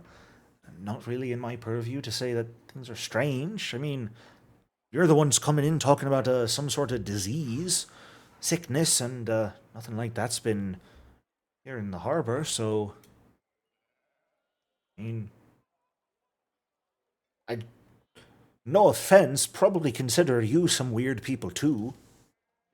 Yes, I'm quite used to it. No doubt, no doubt. So, We strangers from strange lands. at this point, just sort of par for the course. Recent days, recent weirdness, but sure, it's a bit off. I'll tell you. Go ahead. We were greeted, as such you would call it, rather rudely at the edge of town. Did you say you were from Osprey Cove? We did. I'd do it. Yep. The individual that greeted us appeared to be overly aggressive and a bit rude. Would there be a reason for that you know of? Name was Vanda or something. I mean, you said it yourself. You're from Osprey Cove. People here All don't right, have the but best rudeness- opinion of those from Osprey Cove. Understood. The tensions between peoples are not uncommon. I was just curious what her job was, what her position. She seemed to carry some authority. Who and was yet it this that you doesn't talked to? seem to be. Amanda or something like that. Right. Vanda. Yes. Amanda. Name doesn't ring a bell. Maybe Well, just a warrior or something. Let me help you out here, Elsie. She was one of them Tobanites. She just sort of nods for a moment and shrugs. How to do it. Hard to get to know, much less learn the names of them these days. So, Do they usually sit outside town? Them I mean, Tobanites? some of them like to fancy themselves some sort of guard. Yeah, okay. Keep watch, keep everyone safe. Nothing needs saving as far as I'm aware. Oh. Yeah. I think that explains it. But I'll tell you one thing. I'll tell you what's not off is this Grice pie. It is a banger. Did a great job. Well, thank you kindly. He's going to get food poisoning later. But I'm just kidding. I will ask for, and you guys can decide. This is going to be our last roll of the night here. Whoever is leading this roll to give me a diplomacy roll to make an impression. Anyone who would like to aid is welcome to do so, but we're going to leave it at one person making the actual roll. Let's see. I think Krakow and I have the best diplomacy. 7. Yeah, Quick Lock is proficient, but not charismatic. So I don't mind rolling or making the aid check. Either one. Yeah, let's leave it to you guys. What Bob? say you, Bob? Krakow? We lost him All again. right. Uh-oh. I guess. Oh no, Ragwin's got +6 to diplomacy. We Oh, said Ragwin is of 8. 7. And then, 7. Krakow and I both have 7. yeah, but he's I not know. very good. So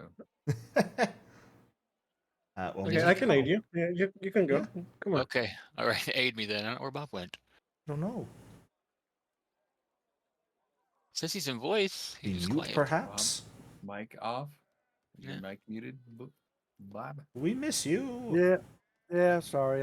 There you are. If I Oh, there mute it my headset, I don't have anything visible to tell me that. That's Oh. fair. Yeah, sorry. Okay. Yeah, Krakow will aid. Sure. Okay. And is there a way to? Yep. to So if you make that target roll with Ranog, which targeting, of course, you just hover over the token you want, hit T. I believe you did that just fine earlier.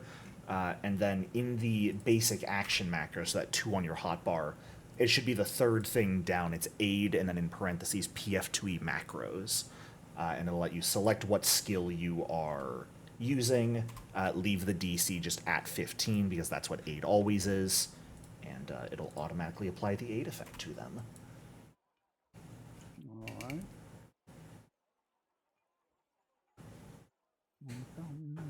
And you are welcome to aid as well, Ragwin. There's no limit on how many people can attempt to aid. All right. Well, hang on. I missed something here. Uh-oh. So I select It's- him. Yep. Target him, so hover over him and hit T. Oh. Okay. Perfect, go. yeah. And then have your own token selected. Okay. And then the basic action macro should let you do it. All right. Aid. Okay. It's diplomacy, right? Yes. No, they have 2 aids here. A PF2. Yeah, use the macro PF2E and- macros. Okay. The toggle allows you to put an aid effect on yourself. The PF2E macros is how you roll and auto-apply aid to someone else. Okay. Fantastic. So just the regular success for you, Reneg. All right. Here it comes. Let's roll higher than a 10. Nope. I roll a 3 every time. Well, I've got a hero point left. I'll use it. left. I have rolled 1, 2, 3, 4 3s. Wow. I'm so sorry. It's all right. But a fantastic follow-up on the hero point. That is certainly a crit success in this circumstance. Oh, Thank you, nice. Hero Um, Points. Fantastic. Well, as you guys finish up your meal, have a conversation with Elsie, and she opens up a bit about at least what she knows is going on in Iron Harbor before packing up the shop for the night and leaving you all a space to sleep here. That is where we are going to end off for the evening. So thank you Yay. all so much for playing. I do so hope you enjoyed. And I'll see you all next week. Thank you. Yeah, All right. see y'all next Take week. care. Bye-bye. All right. Bye. Bye bye. Bye.